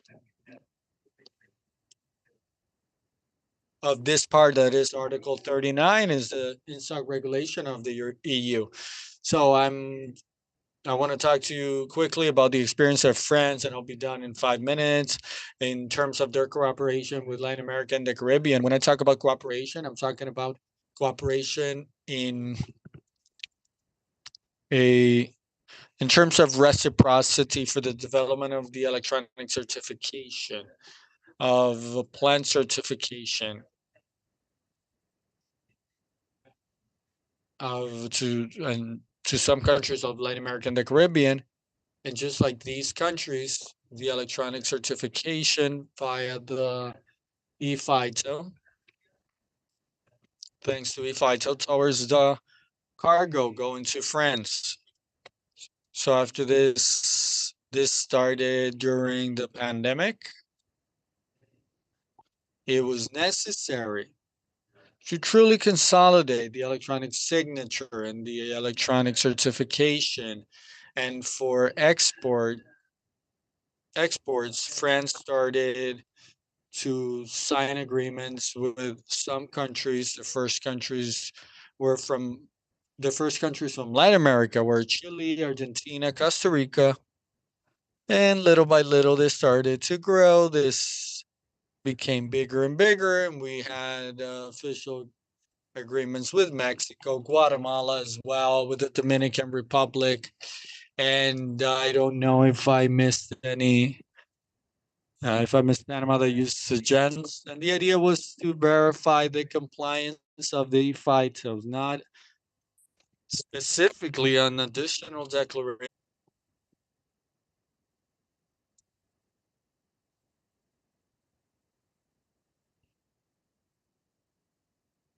A reduction of the administrative burden, interaction between countries and authorities. The system is a multilingual system, 34 languages, with the statistical data, with models of certificates,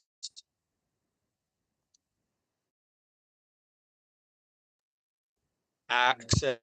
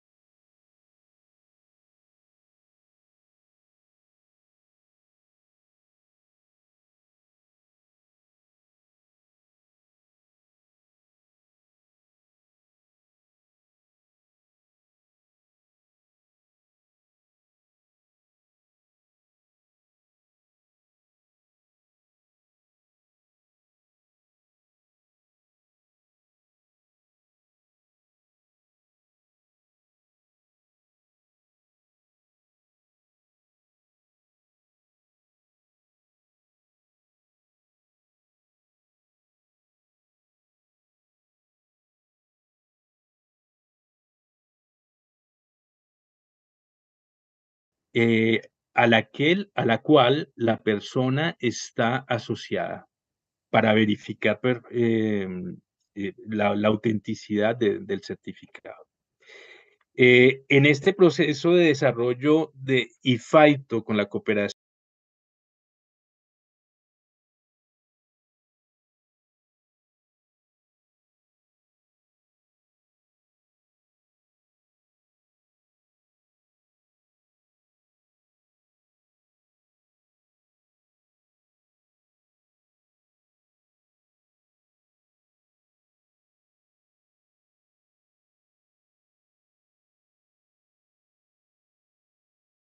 las pérdidas y que hoy día ocurren donde mucho alimento se bota por to validate the certificate. These are our needs as Guatemala for the proper implementation. Since we already have a national platform, we are trying to link CIGIE with ePhyto. I'm going to mention Rodrigo here. Rodrigo is the one that has helped us a lot. He has helped us get in contact with the IPPC to start doing that type of links. We started already talking, and we scheduled some time to start the first meetings with staff from our ministry, from plant health, to be able to carry out this type of connection. Something else that we consider important in the case of the implementation are the contacts with the OMPFs, with Asian and African countries mainly, although from what I've seen, some are not using the system. And also the staff training for the use of the platform. But definitely now that the platform gens is going to be in Spanish, this will help us a lot. Those are part of the observations we did with Mr. Ruben Serracin in the workshop in Argentina. That's it. And that will be my short presentation.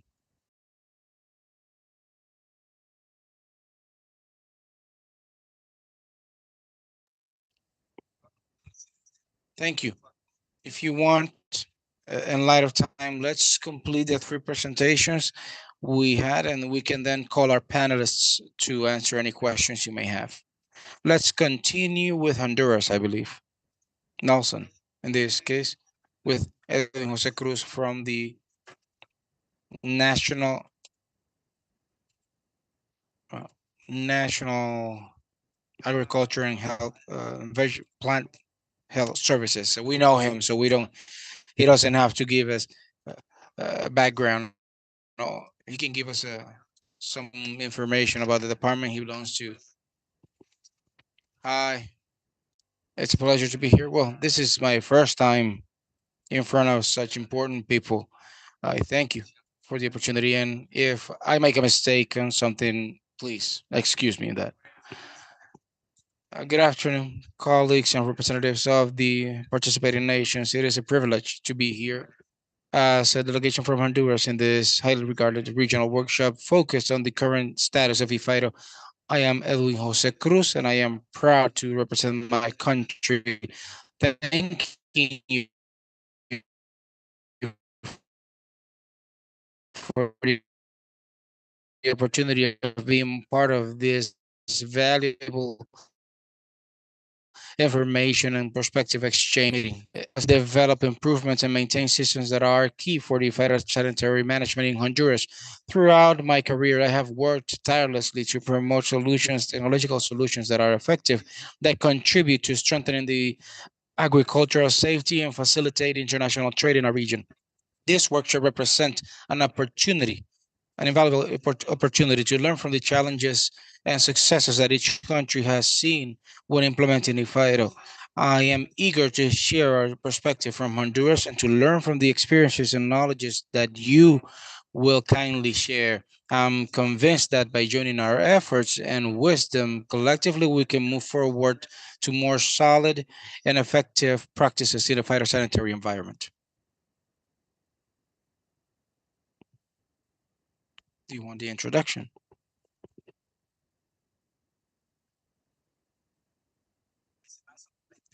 SENASA Honduras counts with our own systems where we generate electronic certifications.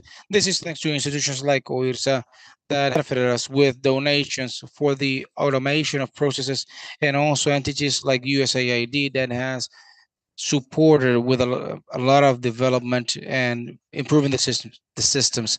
SENASA counts an import and export system called CESE.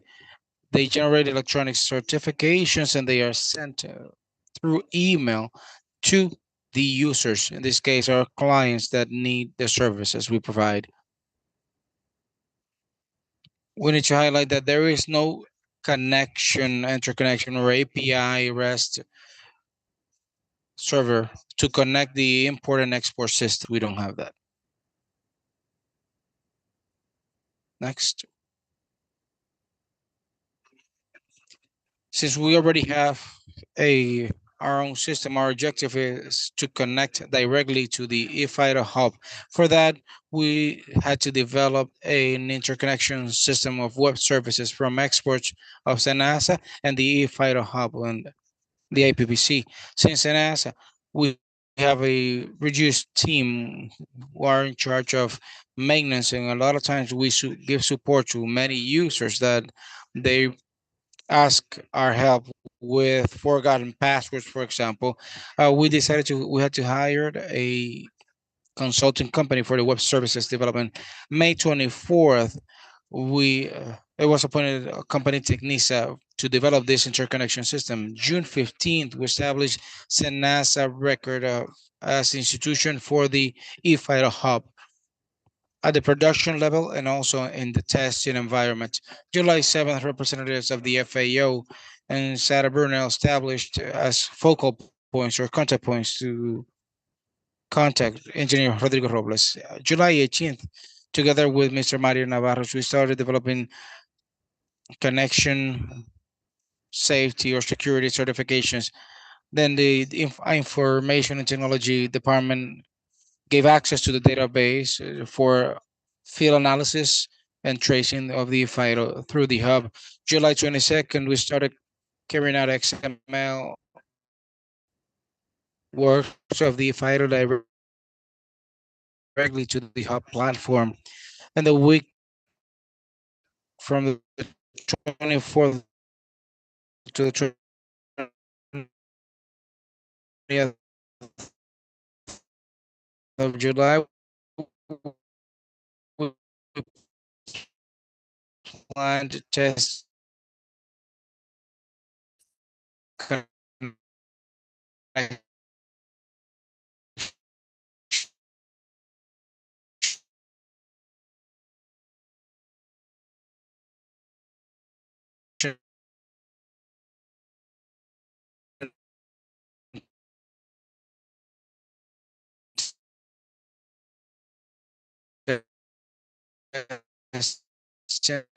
and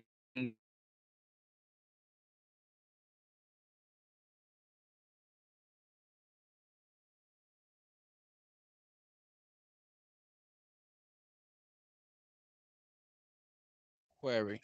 As you can see, we develop a follow-up plan. Our main objective is presenting the project. For us, it is important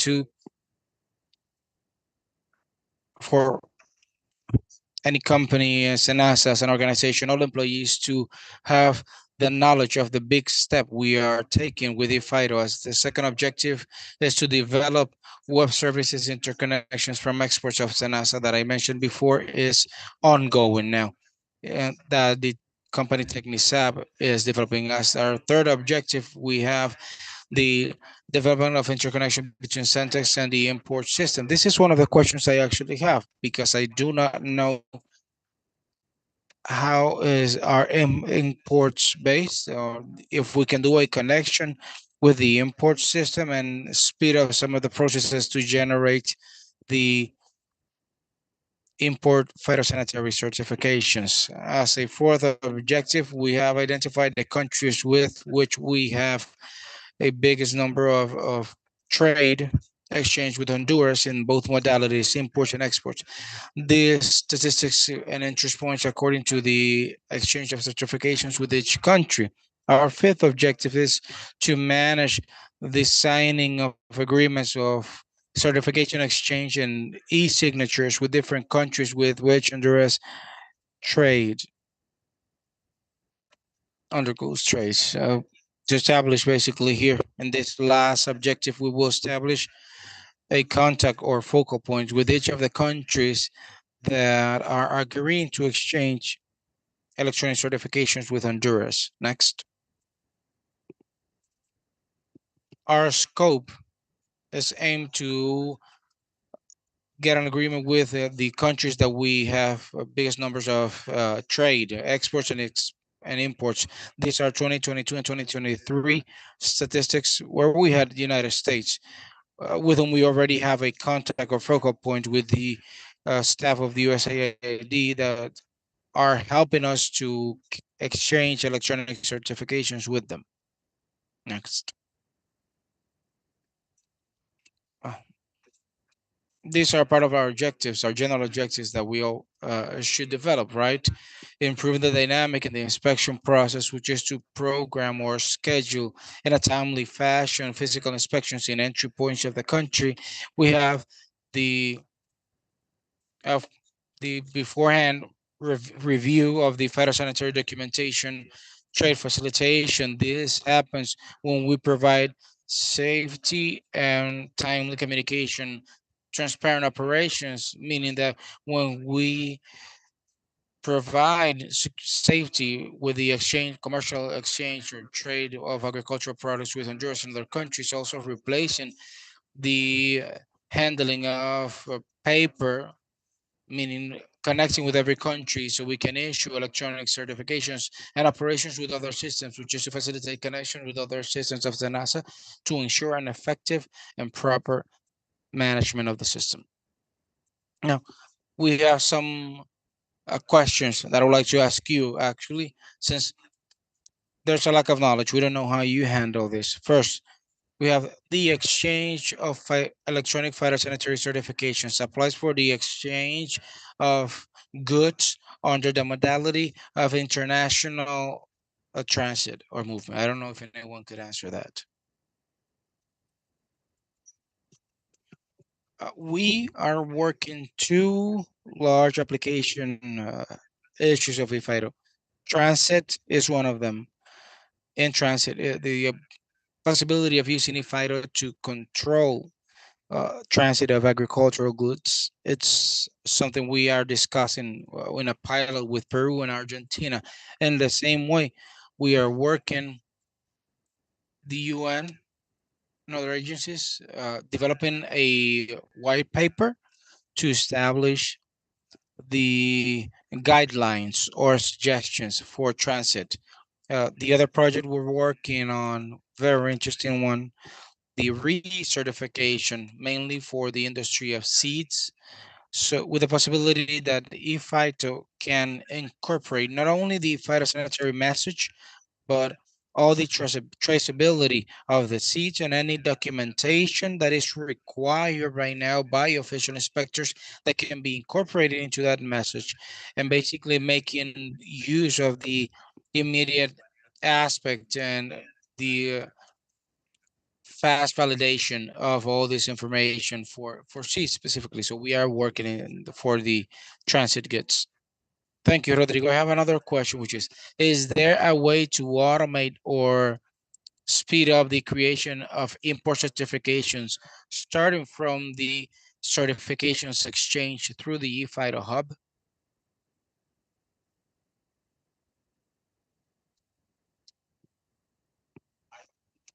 Is there a way to automate or speed up the creation of import certifications, starting from the certifications exchanged through the ePhyto hub?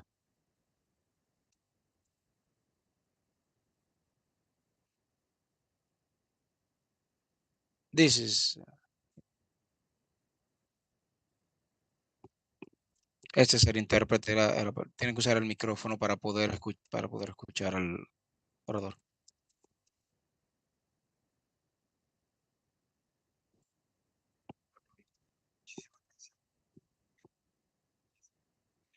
Maybe something that can help in both questions you presented. I'm from Panama. We are users of the GENS system, and in the request you or users do for a phytosanitary certification for exports, there is a field of transit country. For this transit country, it has a very specific connotation that can only be filled according to NIMS 12 as long as the transit country has a specific requirement for the shipment being handled.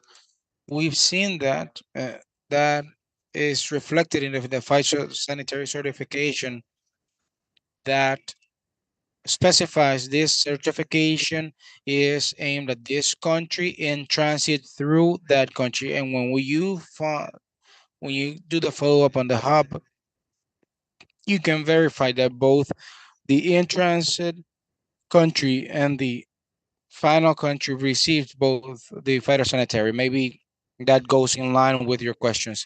Second is, again, I can only speak for gens because that's what we use. So in gens, there's a module that receives phytosanitary certifications of other countries.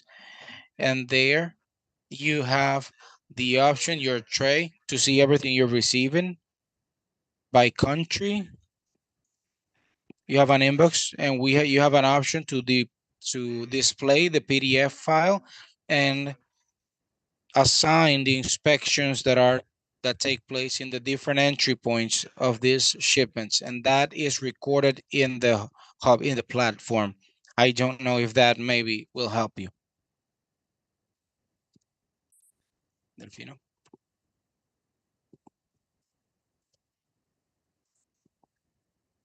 Well, in that case, as Mexico, I would like, since you are going to develop the hub, it depends on the platform you use for your imports. This XML you are receiving can be used to pre-fill the capture of your imports, or you can use it to generate a PDF file so your official can check in your platform the XML that you received. We have basically a visualization screen. We put the specific number of the certification. We show the XML and PDF to the inspector. Since our process includes that the capturing of these requests is done by an external person, what we do is that the official in the platform, we show them everything, but that depends on how you design it and what is your internal process. So the exporter can use it, adding or pre-filing some data. Thank you for answering that question. Actually, the question now is because we have two systems that are completely separate. The import and export systems are separate. The import and export systems, and the export system asks the export certification. That is why I had the question of try to make it automated, the system itself, so users don't have to do an import certification by themselves. Without more, thank you very much.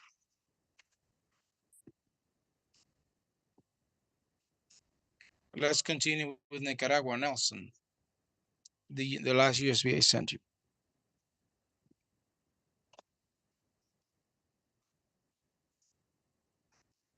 So I guess we're all hungry, but bear with me a little bit more. Can we do it until 2 p.m.?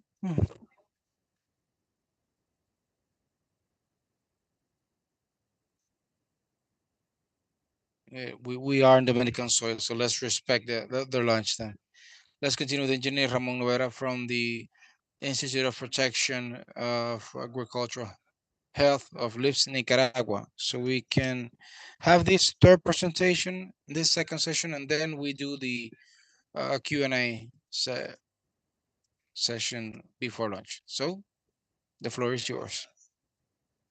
Thank you very much, everyone. Like our colleague was saying, from Nicaragua, from the Institution of Protection and Agricultural Health, I would like to thank OIRSA, hosting country. Regarding the progress of the electronic certification, at the beginning in Nicaragua, the first thing we had to do was to review our own legal framework. Next. IFSA is a recent institution, really. It was created through law, Act HX2 that created this institute in 2014, May 2014. So in light of this, Nicaragua, as I was saying, in the beginning, we have a law for electronics, an electronic law that was created in 2010 with its application regulation from 2011, but we do not have agent or officials to certify the electronic signature. But we made progress in terms of having a law, a modern law that was supported throughout its process financially, technical assistance by the FAO. We have strong support from OIRSA too, because the previous law, integral animal and plant health law, was an obsolete one from 1993. It was changed in 98. And basically, one of its articles, they mentioned that the phytosanitary certifications and health certification had to be printed, signed, physically signed, and that presented a strong limitation. From that, we created law 1020, where in Article 9, Section 17, specifically these states or grants us the ability to receive and issue electronic certifications, electronic phytosanitary certifications. Next. I would like also to give you some background. In 2018, through a European Union fund channeled by the BESI, executed by the SICA. This is the Central American trade platform. We started a process in Latin America of harmonizing, standardizing our phytosanitary certifications. There were several in-person, online meetings. So the countries of Central America to have a unique phytosanitary certification and sanitary certification, in this case, references the NIF 12. Obviously, this was, let's say, our reference point. So each field to be homogeneous and standardized. Actually, we had some trainings for both certifications.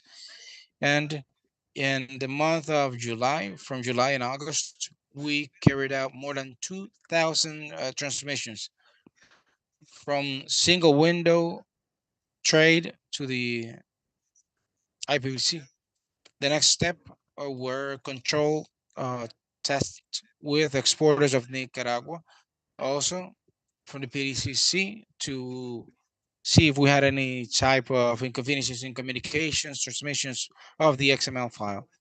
It was a full success. Small changes that we had to do were adjustments, but at the end, it was a complete success. This month, next month of September, we will do another transmission at a production level, but still controlled. I mean by this, through the from the single window to the PDCC. I mentioned this because we have our own system and we need to finalize the process. The process of transmitting, exchanging phytosanitary and sanitary certifications in the region. In the month of July, the Executive Secretariat of IPSA issued an official communication or certification to the ABF to start the registration process, everything that has to do to the use of the GEN system of ePhyto. At the same time, we are working with our own system. Once we finalize this process, the idea as a country is to use through the single window system that where our specialists in certification. These are the direct users and the ones issuing the phytosanitary certification. Next. Also,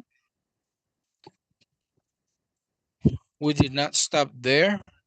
This is the cover page, the landing page of the single window system of exports in Nicaragua. This is what we are using. So now all the users have their login information, their credentials, and obviously the request is channeled through our specialist for the generation of the phytosanitary certification. Next.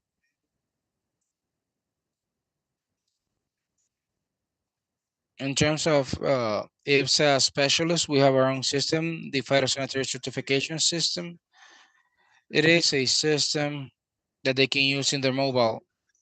They do their inspections, and in the end, that generates a uh, validation of the inspection, which is a step before issuing the certification. Our idea is to accomplish that interoperability from the specialist in the field where directly with the product or good being exported to communicate this personnel with the single window.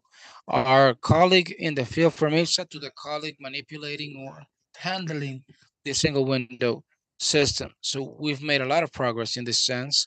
We are testing this system already, and hopefully we will be able to create that interoperability, that connection from our technicians in the field to the officials in the exit points or the agricultural quarantine points in Nicaragua to the central offices. Next. As I mentioned, there are several institutions, government institutions, that are linked to imports and exports. All the institutions have their own system and they have accomplished interconnection or interoperability between them as institutions to be able to success on the final export. This is a measure that we are trying to implement as a member of the economical integration system. It has to do with Article 3 of this organization, which is to facilitate commerce. We have the responsibility of achieving this interoperability from certifications to the different destinations. Next. Well, basically, that's a summary I had of.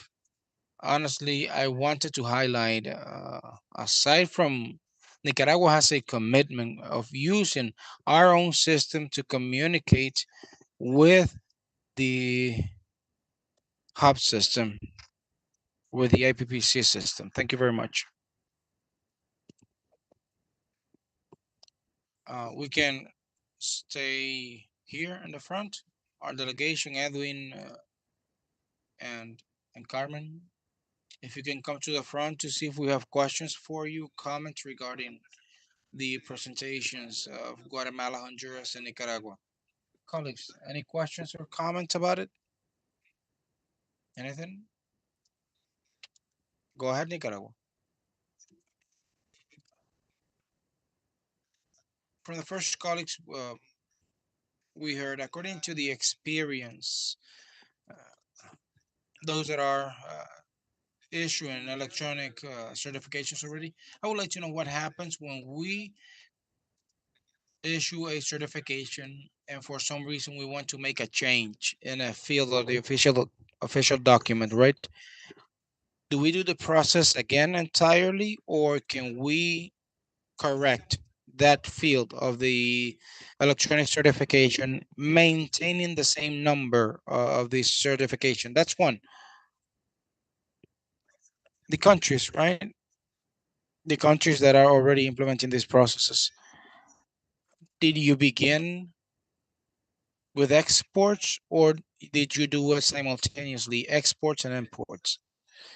Because I say honestly that we want to begin with exports mainly, right? I know that the country is going to say, well, I'm receiving from you, but you're not receiving from me, but that's part of the process. Thank you. Any colleague would like to? Okay. Good afternoon again. In the case of gents, you don't keep the same certification number.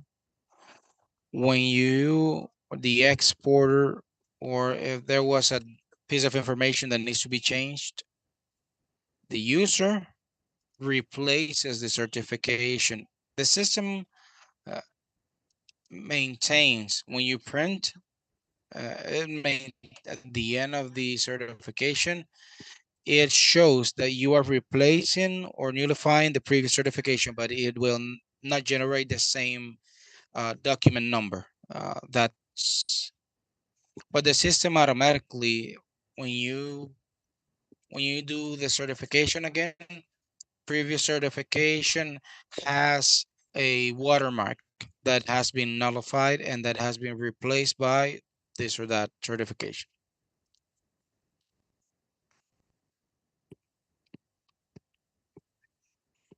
Gracias. Perdón, inglés. Estoy aprendiendo español, pero no lo suficientemente rápido. Y creo que vamos a comer después de esto. Tenemos mucha hambre. Lo que yo sugeriría es, si están en una nueva etapa de desarrollo, diría que como sistema nacional deberían enfocarse primero en las exportaciones. ¿Por qué primero? Es un asunto técnico, porque al momento que definen la manera en la cual se abordan el estándar y lo traducen de la información que tienen en su sistema al el archivo XML, ese tipo de definición les ayudará a hacer exactamente lo opuesto cuando ustedes lo reciban, porque lo que recibirán será bajo el mismo estándar de lo que están enviando. Y esto potencialmente también es para usted, para que lo considere. Si es un gerente de soluciones técnico, puede hablar con el personal de TI para desarrollar una solución de manera que pueda ser reutilizada.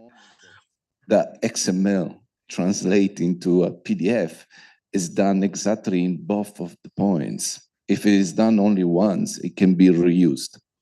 We've been talking in the past of having, and there is actually a change in our backlog to reusing the hub, the generic generation of PDF from the XML. I didn't understand your question in the first place, right? And so, but we didn't do it.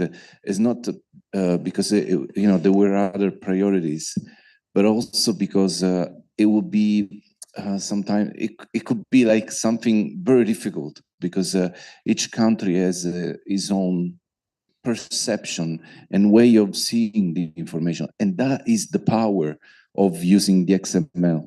Going back to the slide that Rodrigo was showing before, it's not an image, it's not a PDF, it is XML. You show it as you need to show it to your internal people.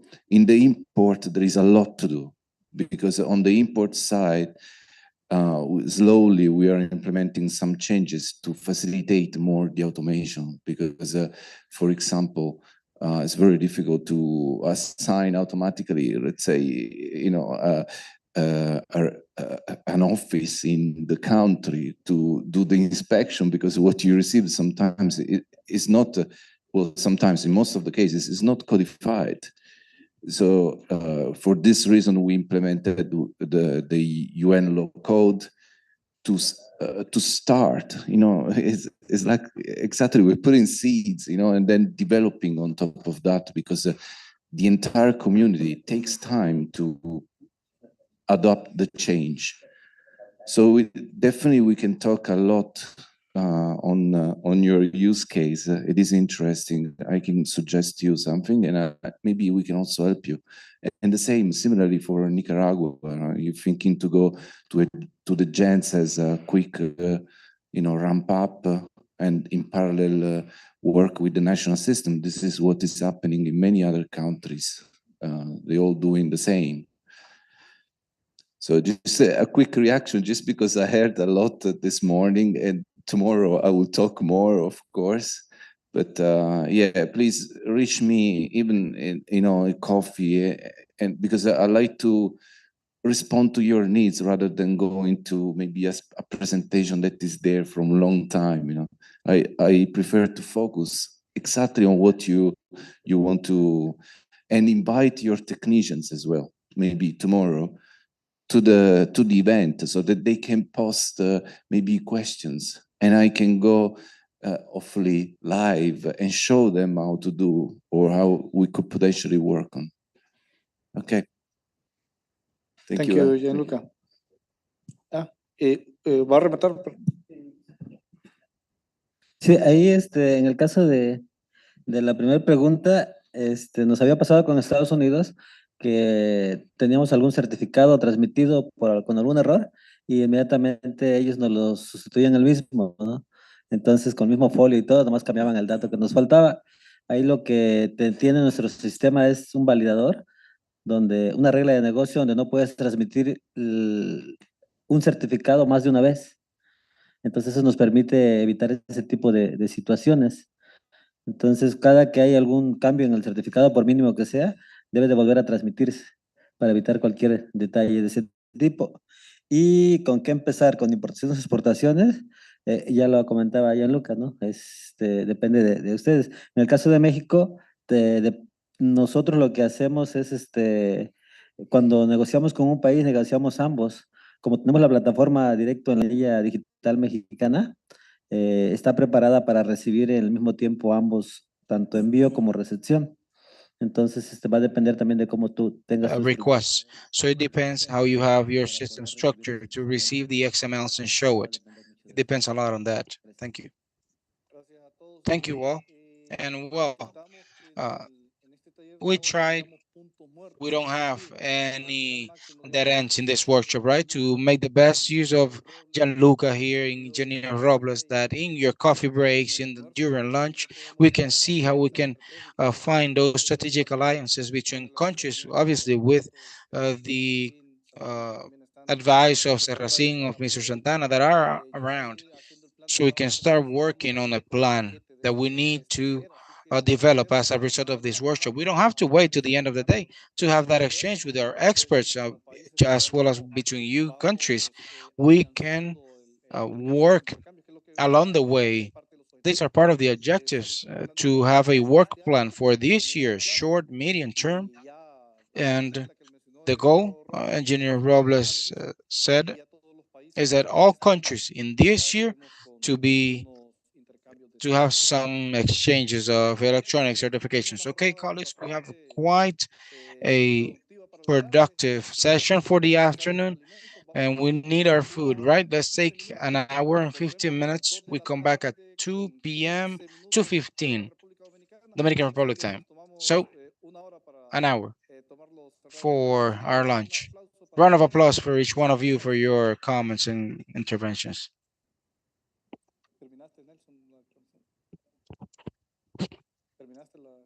Para todos nuestros compañeros que nos están acompañando en la plataforma de YouTube, to our colleagues on YouTube and Zoom, the link is going to be the same. You just need to react. It will remain active in an hour and a half.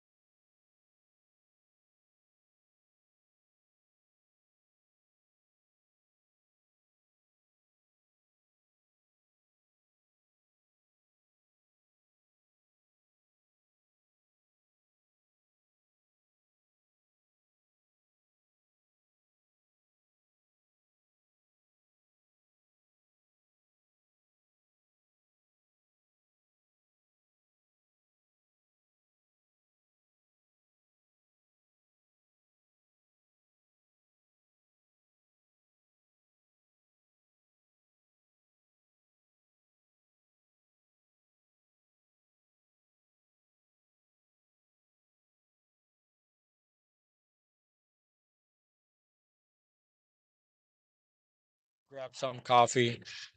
So the coffee break that we have is will be there permanently, so we can pick it up after 3 and bring it back here to the room without any issues. So also to remind all of our friends that are connected online, we're starting at 9 a.m. We're starting a little bit late. This is because of the time difference with Central America, 9 a.m. for the Dominican Republic, 8 a.m. for Panama, and 7 a.m. for Central America, Mexico. So we'll ask our friends to be here a little bit earlier. So we're going to complete our agenda today. Now we will ask our friends from El Salvador, Elvin Ramirez and Teodoro Gonzalez, to complete El Salvador's participation. And after that, we'll listen to Hernan Cetina on behalf of Belize for them to share with us the overview of ePhyto and the vision they have as a country. So El Salvador, in this case, will have our both friends that I just mentioned will be giving the presentation. First, Engineer Teodoro, and then Engineer Elvis will be sharing with us the whole presentation. So after that, we'll go to Belize and we'll finish with some exchanges of information, conclusions, and some recommendations in regards of this second part of the day. So Teodoro, we need the microphone. So, and once again, I would like to thank the Ministry of Agriculture and the Secretariat of OIRSA and IPPC for the organization of this event. Good afternoon. I hope that we've had a great lunch today. So let's begin the presentation we prepared on behalf of El Salvador. And I would like to present also Mr. Engineer Elvis Ramirez, IT Director. And I am coordinator of plant quarantine.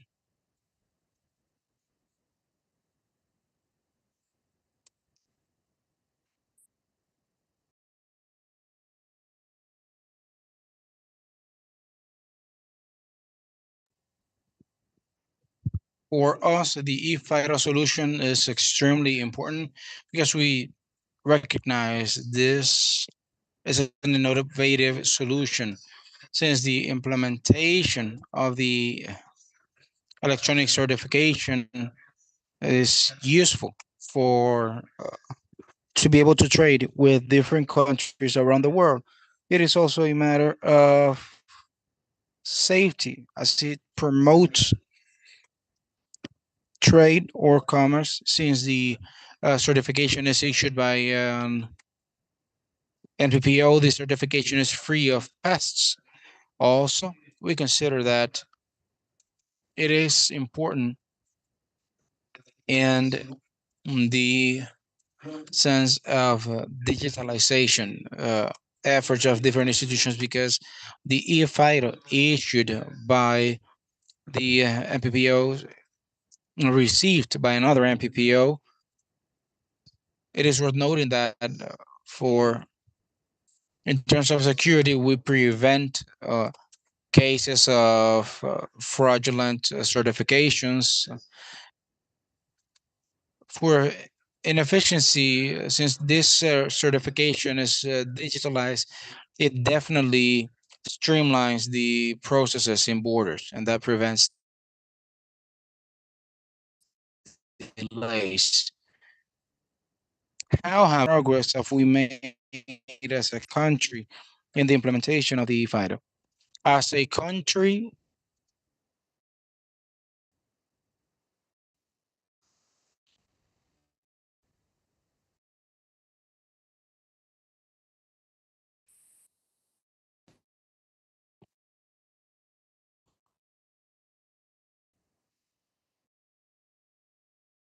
we haven't big approaches due to progress that travels through courier companies or different shipments. We participated also online in the workshop that took place in Argentina in the month of April. That gave us important elements, and we were able to know the importance that the exchange of electronic certifications has. And through the technology department, we've done several efforts to digitalize several of the processes that we undertake in the Ministry of Culture. They have already been digitized, and by adopting the ePhyto, we consider this a priority, and we hopefully can implement it in a short term. Now, how do we exchange phytosanitary certifications?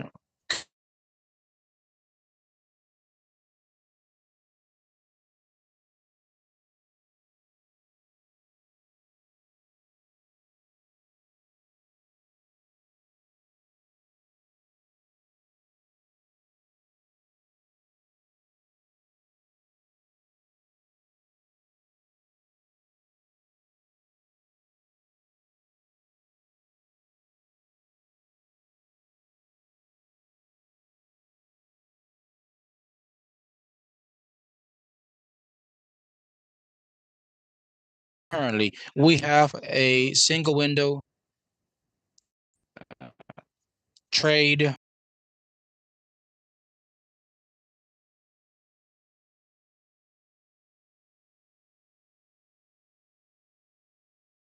it and put that on the declaration or phytosanitary statement of export. Then the third step, when the exporter has completed all the documentation necessary, this is sent to an agency we have, which is called a document manager.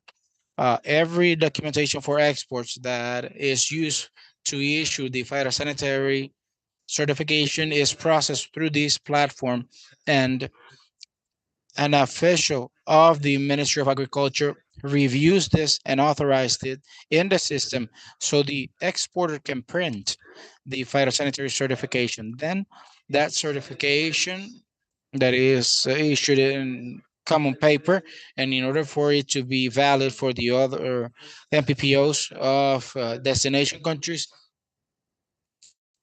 at each exit border, it is manually validated with a stamp or a handwritten signature. This generates for us a lot of issues today, because some countries ask us if that certification is original, if we issued it, because there's a lack of trust for the counterfeiting suspicions, which is something we would avoid if we are able to implement a digital or electronic certification. These are the steps we have to take right now to issue a phytosanitary certification. Our engineer Elvis here will explain the progress we've made in terms of the technology as a country, which gives us steps to be ePhyto certification. Good afternoon, everyone. Before anything, thank you for your attention, for your time, and this opportunity. We will talk a little bit how El Salvador has been making progress in the digital transformation area.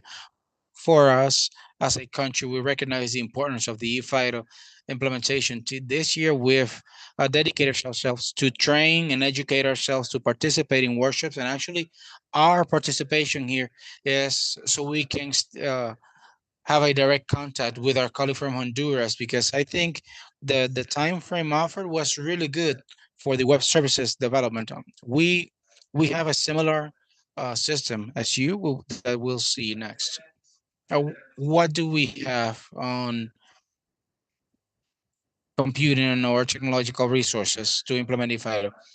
We have modernized our equipment, our hardware. We've developed two data centers. The main one is in the agriculture and farming ministry, and the second center is in the Matasanos sub office, which is a bit far from the main one.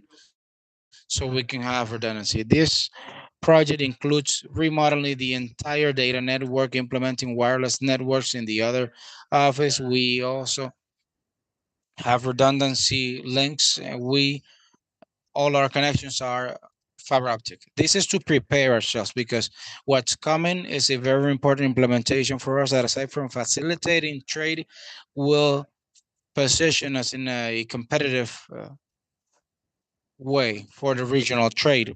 We are working with cloud infrastructures. When I say we, I talk specifically of the ministry and its offices. We have communication no matter where we are. What else have we implemented? All the platform, the entire platform of the Ministry of Agriculture. We have electronic payments, digitalization of invoices, mandates, and the entire payment structure has been made digital. Now, why are we pressing for ePhyto? We have this type of services. El Salvador,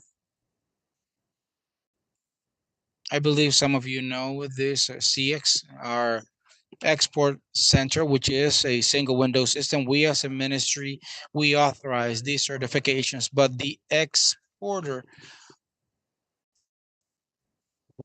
where the integration of digital services with customs, with the Secretariat of Innovation, with the General Secretariat of the Taxation Authority, and now we have now online services. Most of our important procedures for imports are online through the different platforms, the MAG portals, the single window trade service, and government issued or state implementation act for digitalization. We have collaboration from USAID, and this collaboration includes a number of system development actions that add up to the ePhyto implementation. We are preparing our systems so we can issue the certifications and for them to be recognized not only regionally but globally. Currently, this is our proposal. As I was saying, the first step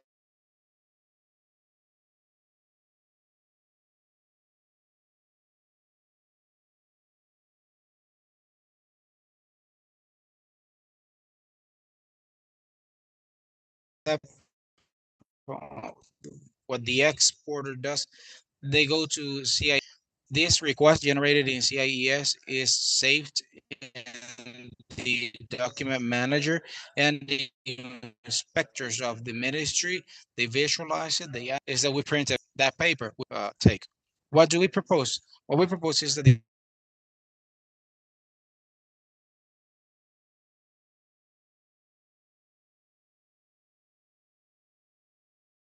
send the certification to the hub. Why?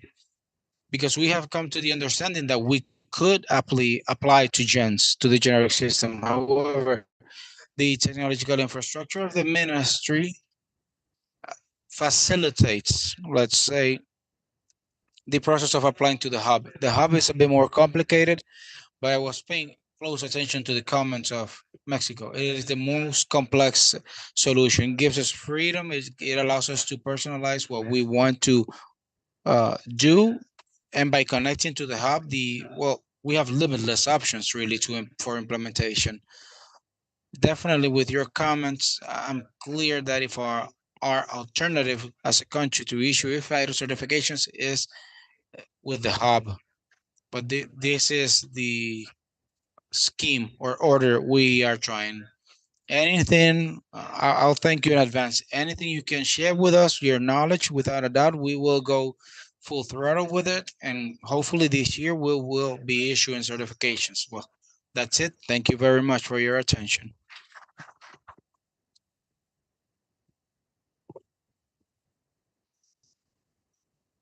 Thank you, El Salvador. Finishing with beliefs, our colleagues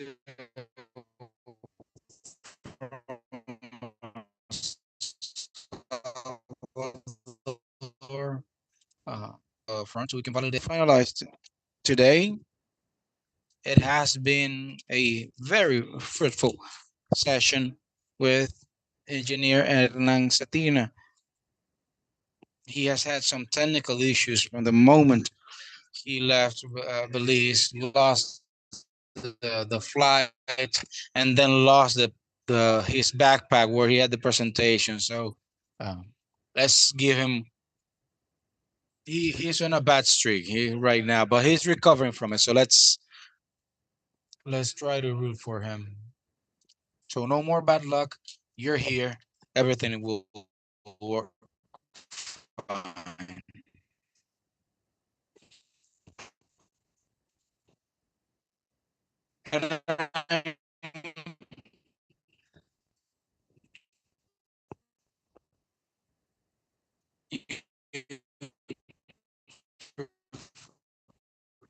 You're right.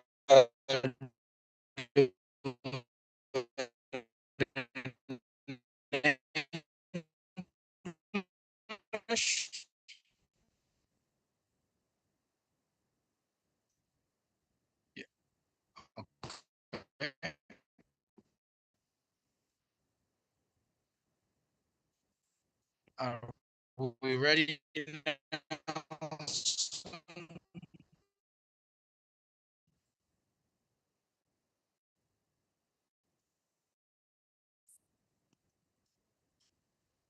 We'll make the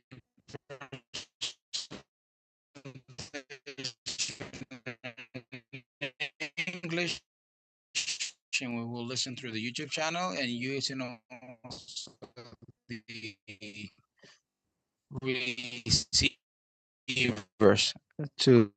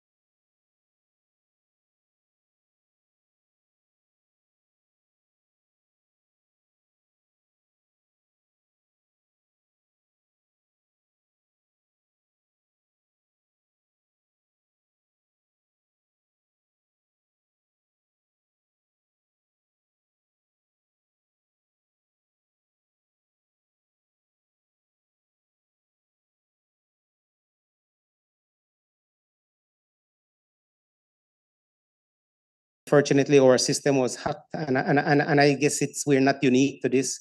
So it's important for all countries to to be able to have adequate cybersecurity in whatever digital or digitization platform that they engage in. This is the presentation that I have. If there's any questions, I'm not sure what's the, thank you. But thanks for,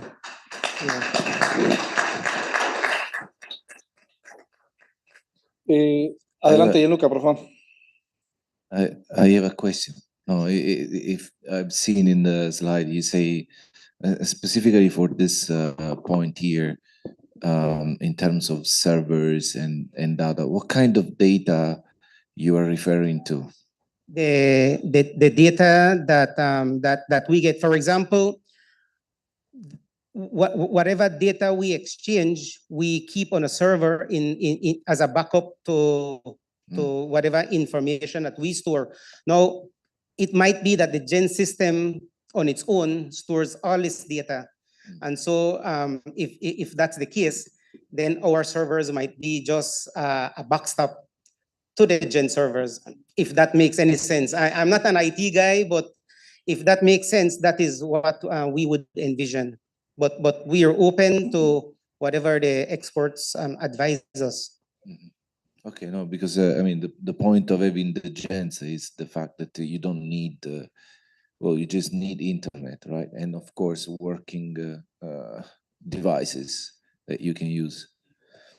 So and the other point that I've seen in the presentation, I'm glad that you're going back and then going ahead in implementation. But you know, in terms of exporters and specifically exporters and companies, you can think of opening a registration with the gens, because the gens has the company registration public page, and so you don't need to pre-populate that, because you can get your companies actually to do a self-service registration, and they will be in the system. So you can speed up on that by giving the access to the companies, and this is a great benefit for using the gens, because you know, the request is actually done from the companies directly, and then you just do the inspection. You review, let's say, the request that is coming to you. So if you do that in the first place, then you lower your administration in the MPPO. Yeah, that makes a lot of sense. Although registration also means that they have to register with BAHA as an entity that wants to export. As part of our regulations, they have to register with BAHA before they are allowed to export. Now, maybe that is not captured in the Gen system, but we need to ensure that people who are exporting have registered with us. Yes. So and also there is a roadmap. There was some country asking also for you know, the certification of registration, so that you know, the company goes there, register, gets the approval from the MPPO, and you can set there also expiration or other notes as you need. And after that, then the certificate is produced and sent to the. You can send the certificate to say, okay, you successfully registered to the MPPO. But this will happen hopefully by the end of the year as an announcement. But in theory, everything is already reported in the system. You have a public page, they register, and then the MPPO approves. So that, I don't know whether that is sufficient for your. Yeah, yeah, it would certainly work. And as I said, we will work. We'll continue working with EFIS, and whatever information is not needed to be duplicated, we will gladly accept the advice and to make sure that the system is streamlined and works well. But thanks for the information. Thanks for the questions. But I've seen that you have 2023. So you're looking at November to start. Well, we are looking at November. Actually, this Gen system, the user acceptance site, was developed in about a month and a half. So we are hoping, and maybe it might be overly ambitious, but we are hoping that by November we can have a system that we can pilot where we're actually doing exchange of real phytosanitary certificates. You mainly export or import? Export. Export, yes. Okay, Export. so maybe you can tackle one location specifically and then little by little implement all the others, right? Right, that's the idea. The idea is to identify a trading partner that is willing to work with us. And we begin working the system, and if we need to do any tweaks, then we'll do that. And once the system is up and running, then we can expand it to more countries or other products. That's the idea. So thank you. Do you think that it's overly ambitious? No, within 2 months? I don't think at all, because I remember one of those countries, it was actually Jamaica in this area that got the gens. I think it was like incredible. It take us 5 days formally to make a new instance for a new country. And then we gave this, and after a couple of weeks, they were already ready to exchange. They did all by themselves, just playing around in the test without even, and they had the support from EFIS, right? And I think Michael was also there, and they were shocked. These guys are just, taking the ownership of the system. And this is my last comment, not only to you, but to all gens countries, of course. It's important that you take the ownership of the system, and we are there to support you, but you really need to take it and make it yours so that you're confident, because then the next day they will call you, and then you have to support the users, the companies in using the system. But November is it's not a problem. I have a question for the Salvador, actually. Do you have plans from on when you will be able to have your national system up and running? Pues sí, justamente en el mejor de los casos, nosotros ya tenemos un plan. Comenzamos este año siendo agresivos, participando en talleres, informándonos, y nuestro plan es sí o sí 2024, porque tenemos que hacerlo en conjunto con CIEX. ¿Qué hemos hecho? Adicional a todos los avances tecnológicos que se han mostrado y que están funcionando, hay un plan de financiamiento, sobre todo de CIEX, por ser la ventanilla única del país. Pero sí estamos por la ruta, estamos en conversaciones con ellos. Como lo comenté anteriormente, ellos son la primera ventana de cara al usuario. Entonces, al final el certificado debe salir bajo esa ventanilla. 2024 podría ser en septiembre, porque ya tenemos por ahí alguna mini hoja de ruta, por lo menos conversada con nuestros colegas de CIEX, y pues ya es un tema de importancia nacional. Eso sí, ya lo tenemos también mapeado en nuestro plan de facilitación de comercio interno. También a nosotros, como el ingeniero, se nos ha delegado darle celeridad porque pues ya debemos de estar transmitiendo. Okay. Thank you. Just a matter of curiosity, because I think it's also important to understand the different approaches between different countries, and how it's important to plan. And hearing that you say, okay, I have 1 year, this sounds reasonable, right? But then it's a different story, of course. You're using something that is pre-built, and then you can customize. I'll show you more tomorrow. Okay, thanks. Okay, Teodoro. Ayúdenos ahí, Hernán, por favor. Sí, gracias, Gianluca, por tu apoyo. Y una consulta. Nosotros en la propuesta que tenemos es que queremos de una vez conectarnos al host. Entonces, y tú has repetido en varias ocasiones de que como que se hay que iniciar por James, pero me queda esa duda. ¿Cuál es la recomendación para nosotros que queremos iniciar el proceso? Okay, so I received this question many times, and yes. Okay, I think starting from scratch. First of all, today, how do you do the certification? right? You have a process, and that process is not a matter of technical process, right? Because writing a certificate on a template on a Word document and print it off is still a certificate. Maybe you put the stamps and everything is fine, right? So that process, how mature is that process? How defined is your the roles that you have in the countries? So thinking outside the solution first. So in the case that you have already a very good process, maybe you have also some manual systems, some systems done, on the spot, then probably, you can go for the national system, let's say, because the people working already know how to do it and already know how to document and give requirements to those that are going to build the national system. While if you have zero, like if you just have a little office there and there is a confusion, I believe the GENS is something that not only give you immediately the technical solution, but also put you into, let's say, into some sort of structure, right? You start to think, okay, I should have offices. I should have inspectors. They should be going and sharing the work. I should have this information in the system. I should gather this information from the company.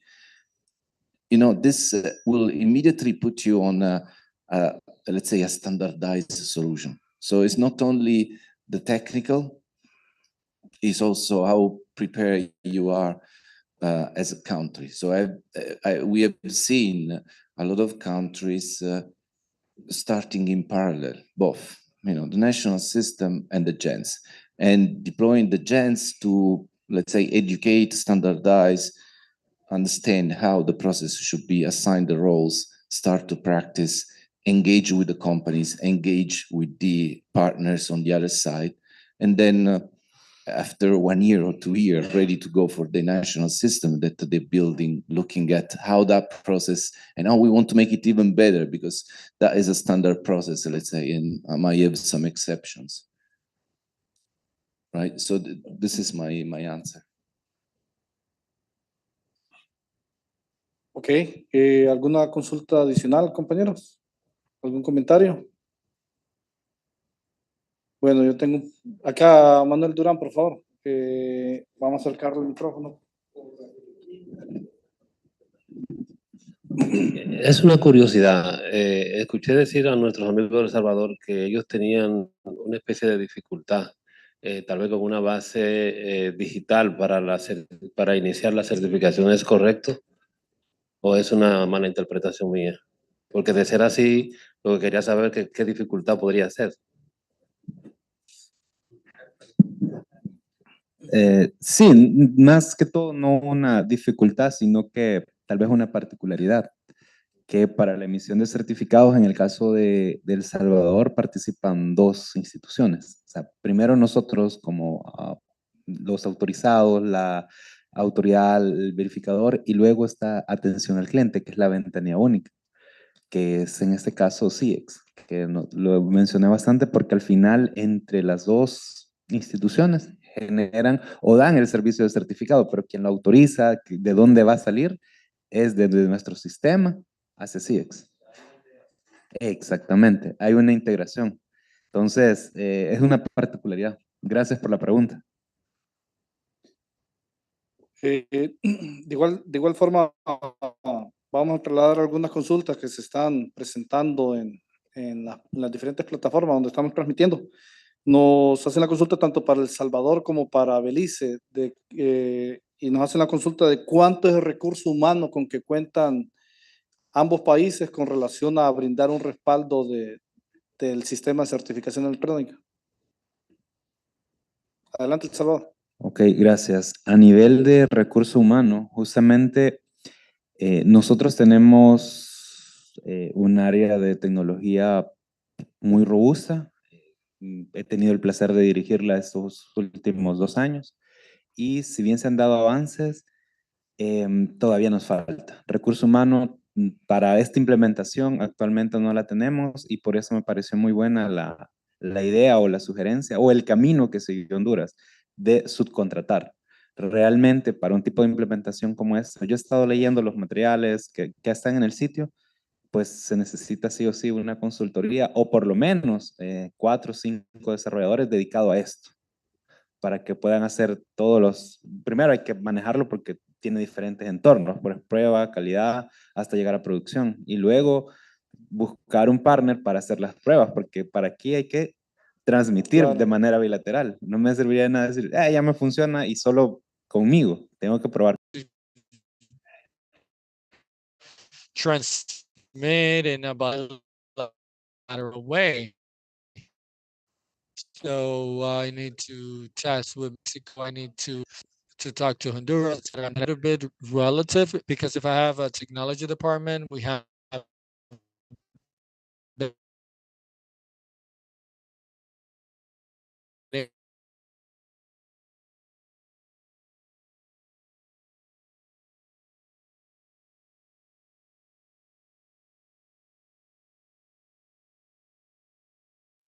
that this is that is providing that support to the platform. In the case of Belize, we're going to I'm going to give you the microphone. The floor is yours. Gracias por la pregunta. Yo creo que es una muy importante. Sin embargo, desarrollar el sistema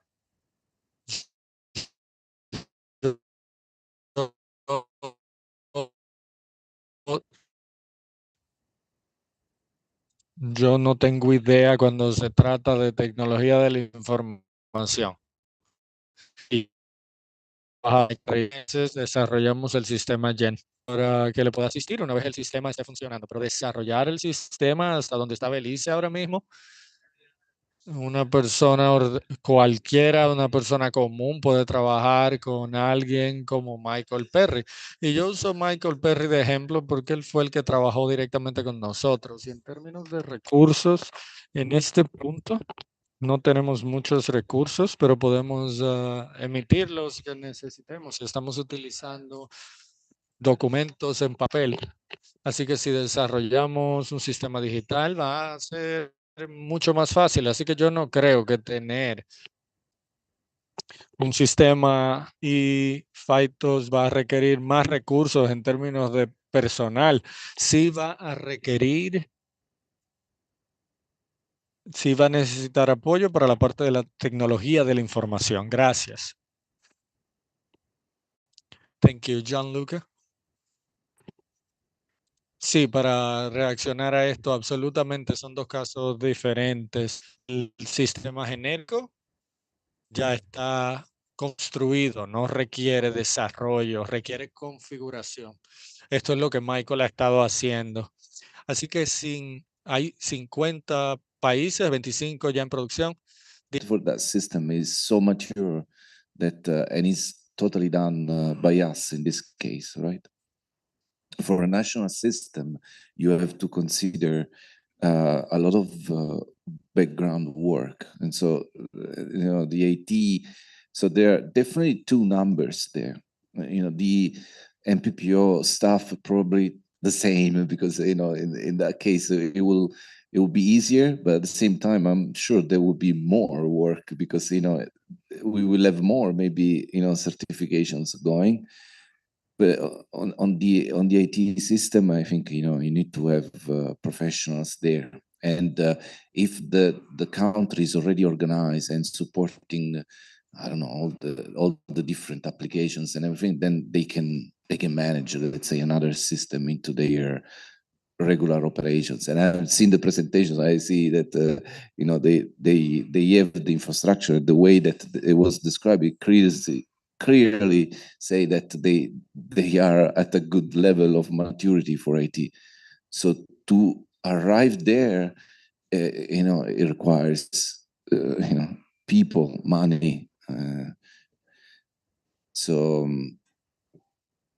Yeah, I think it's a very important indicator because in sometimes we don't think about that. And so that's why we have the chance in the end to help countries that don't have that level of maturity, let's say.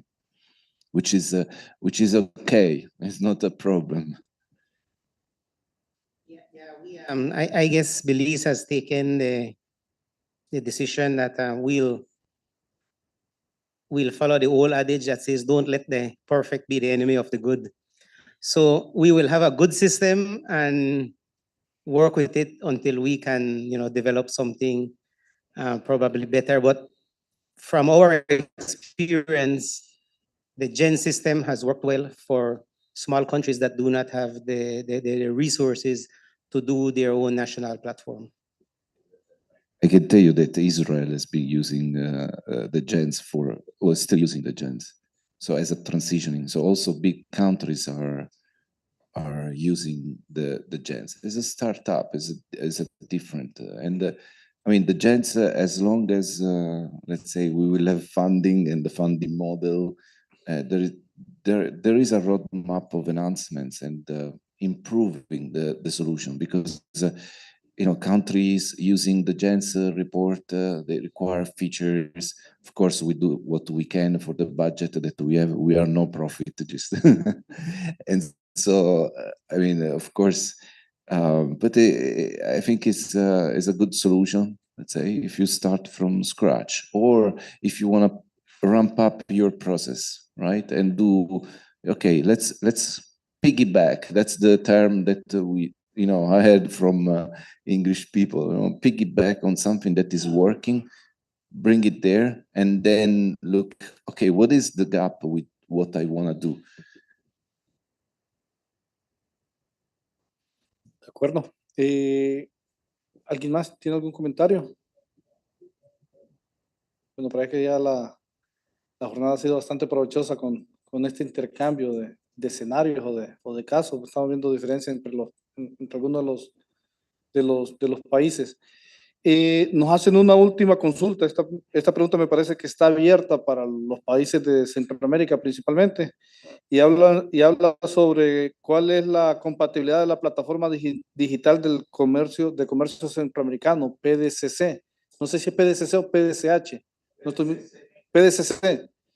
En ese sentido, ¿cómo?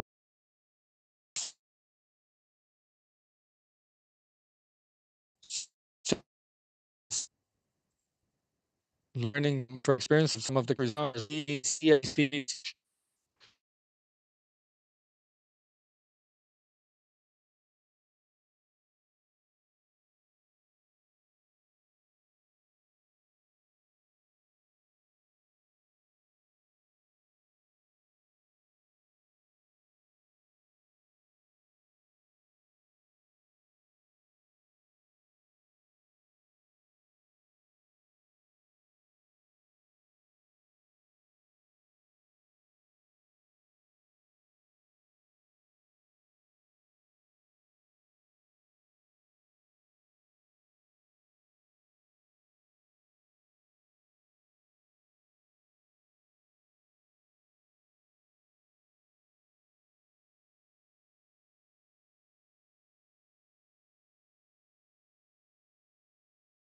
Of the digital platform of Central American commerce, where one of its functions is the transmission of electronic certificates, but at the level of Central America. And we have asked ourselves, what could be the relationship that could be generated from the generation of the certificates that are issued through the platform. And Nicaragua was mentioning that through that platform is transmitting to CIECA, and CIECA sends it to the countries that are the importers. Now, in the program, I saw as well, if we could do a transmission of the ePhyto in blocks. If that is something that we will be discussing tomorrow or the day after, if we can check in how way Central American countries could transmit from the PDCC platform that is the CIECA, if that is something that is viable, because exporters get their certificates with each one of the ORPF of each country, with the RPPO of each country, and that goes to the importer countries, destination countries. If something is done per block, then it will have an analysis that is different to what we're talking right now should be done. I saw an example of the EU that is traces. It's they have that other modality where they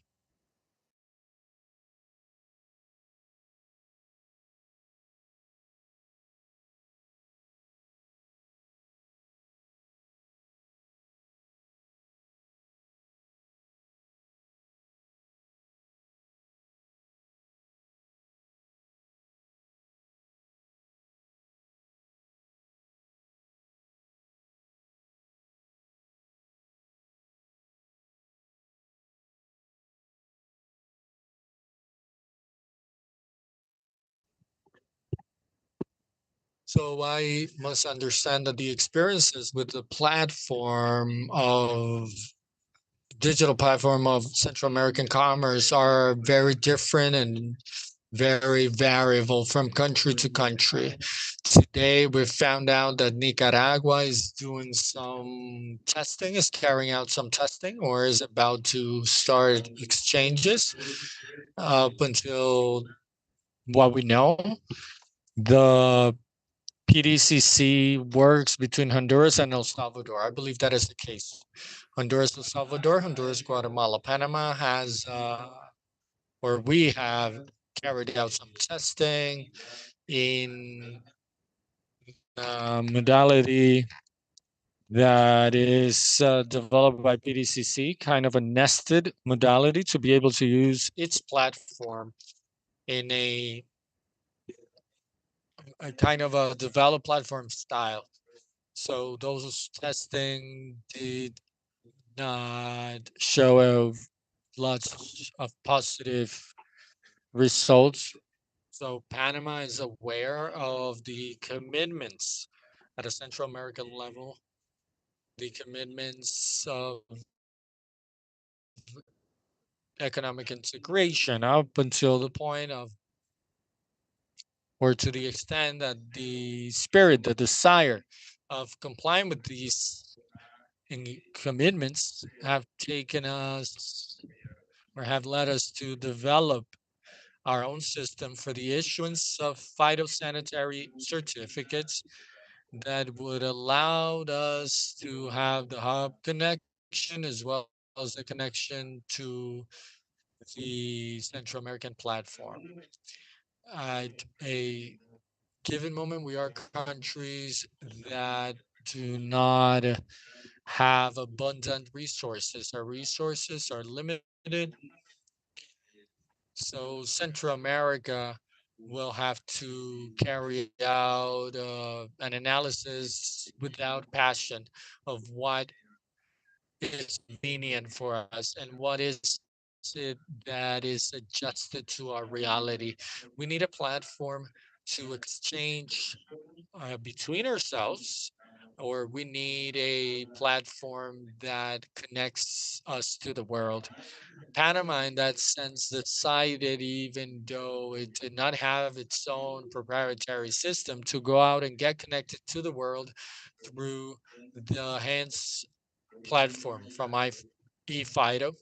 It is a proven and robust platform. That's something we'll see tomorrow. But that analysis, um, we're going to do that eventually. So recently, Haynes will give us more details.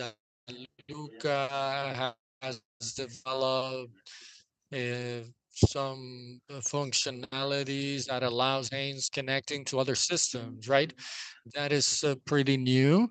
I don't know if that will be something that is an opportunity, but that is something that we need to take into consideration with the purpose of avoiding duplicity of the resources that in Central America um, are lacking. As said before, Haynes is developed. We compared it in Panama City with a high-end vehicle that like a Ferrari that simply they give you the keys and they tell you get in and use it to whatever speed that you want with in a highway without a speed limit.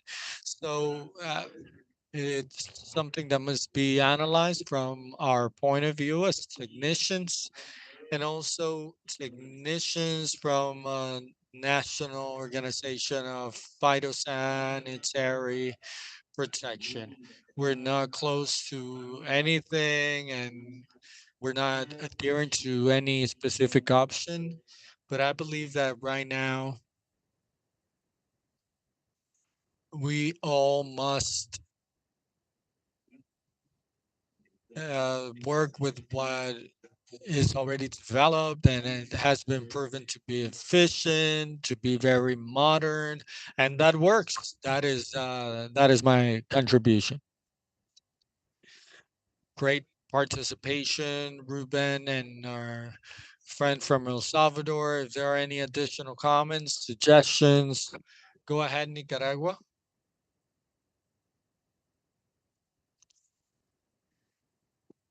Yes, so continuing with the interventions in terms of the digital platform of Central American Agreement, Nicaragua has been very successful in terms of carrying out almost 2,000 transmissions from the single window of foreign trade in Nicaragua with the PDCC.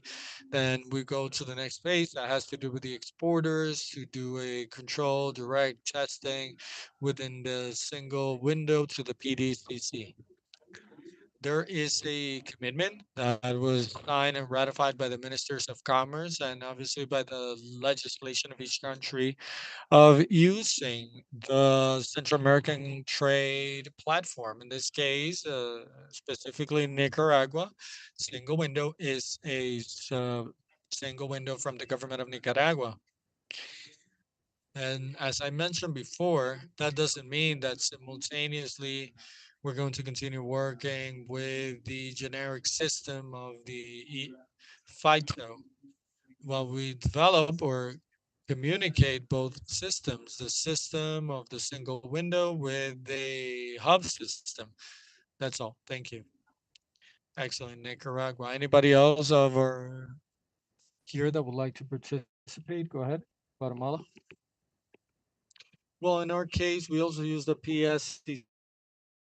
The PSCC is linked to the previous system, the one that we had before this, of paper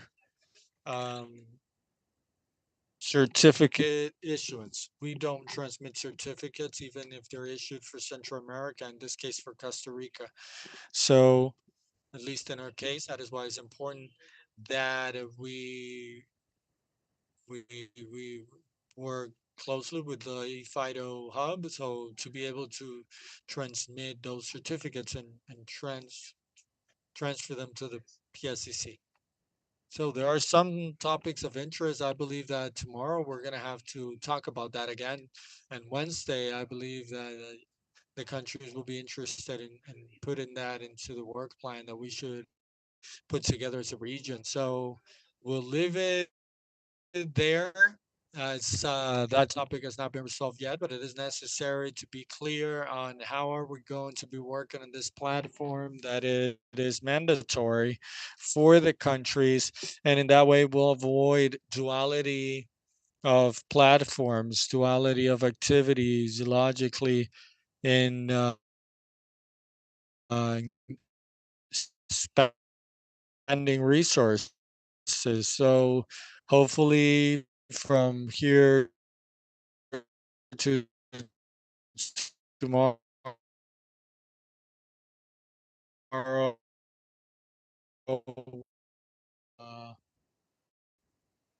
with the approach of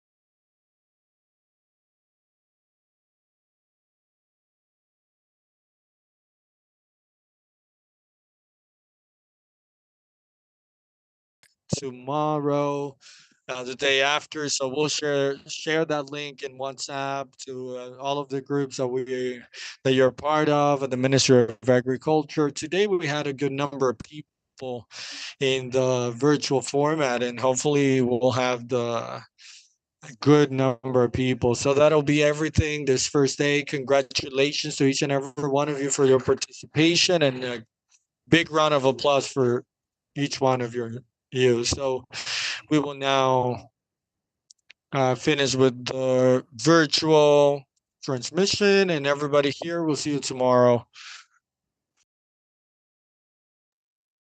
So for our YouTube audience, we're going to be using the same links for tomorrow and the day after that we used today.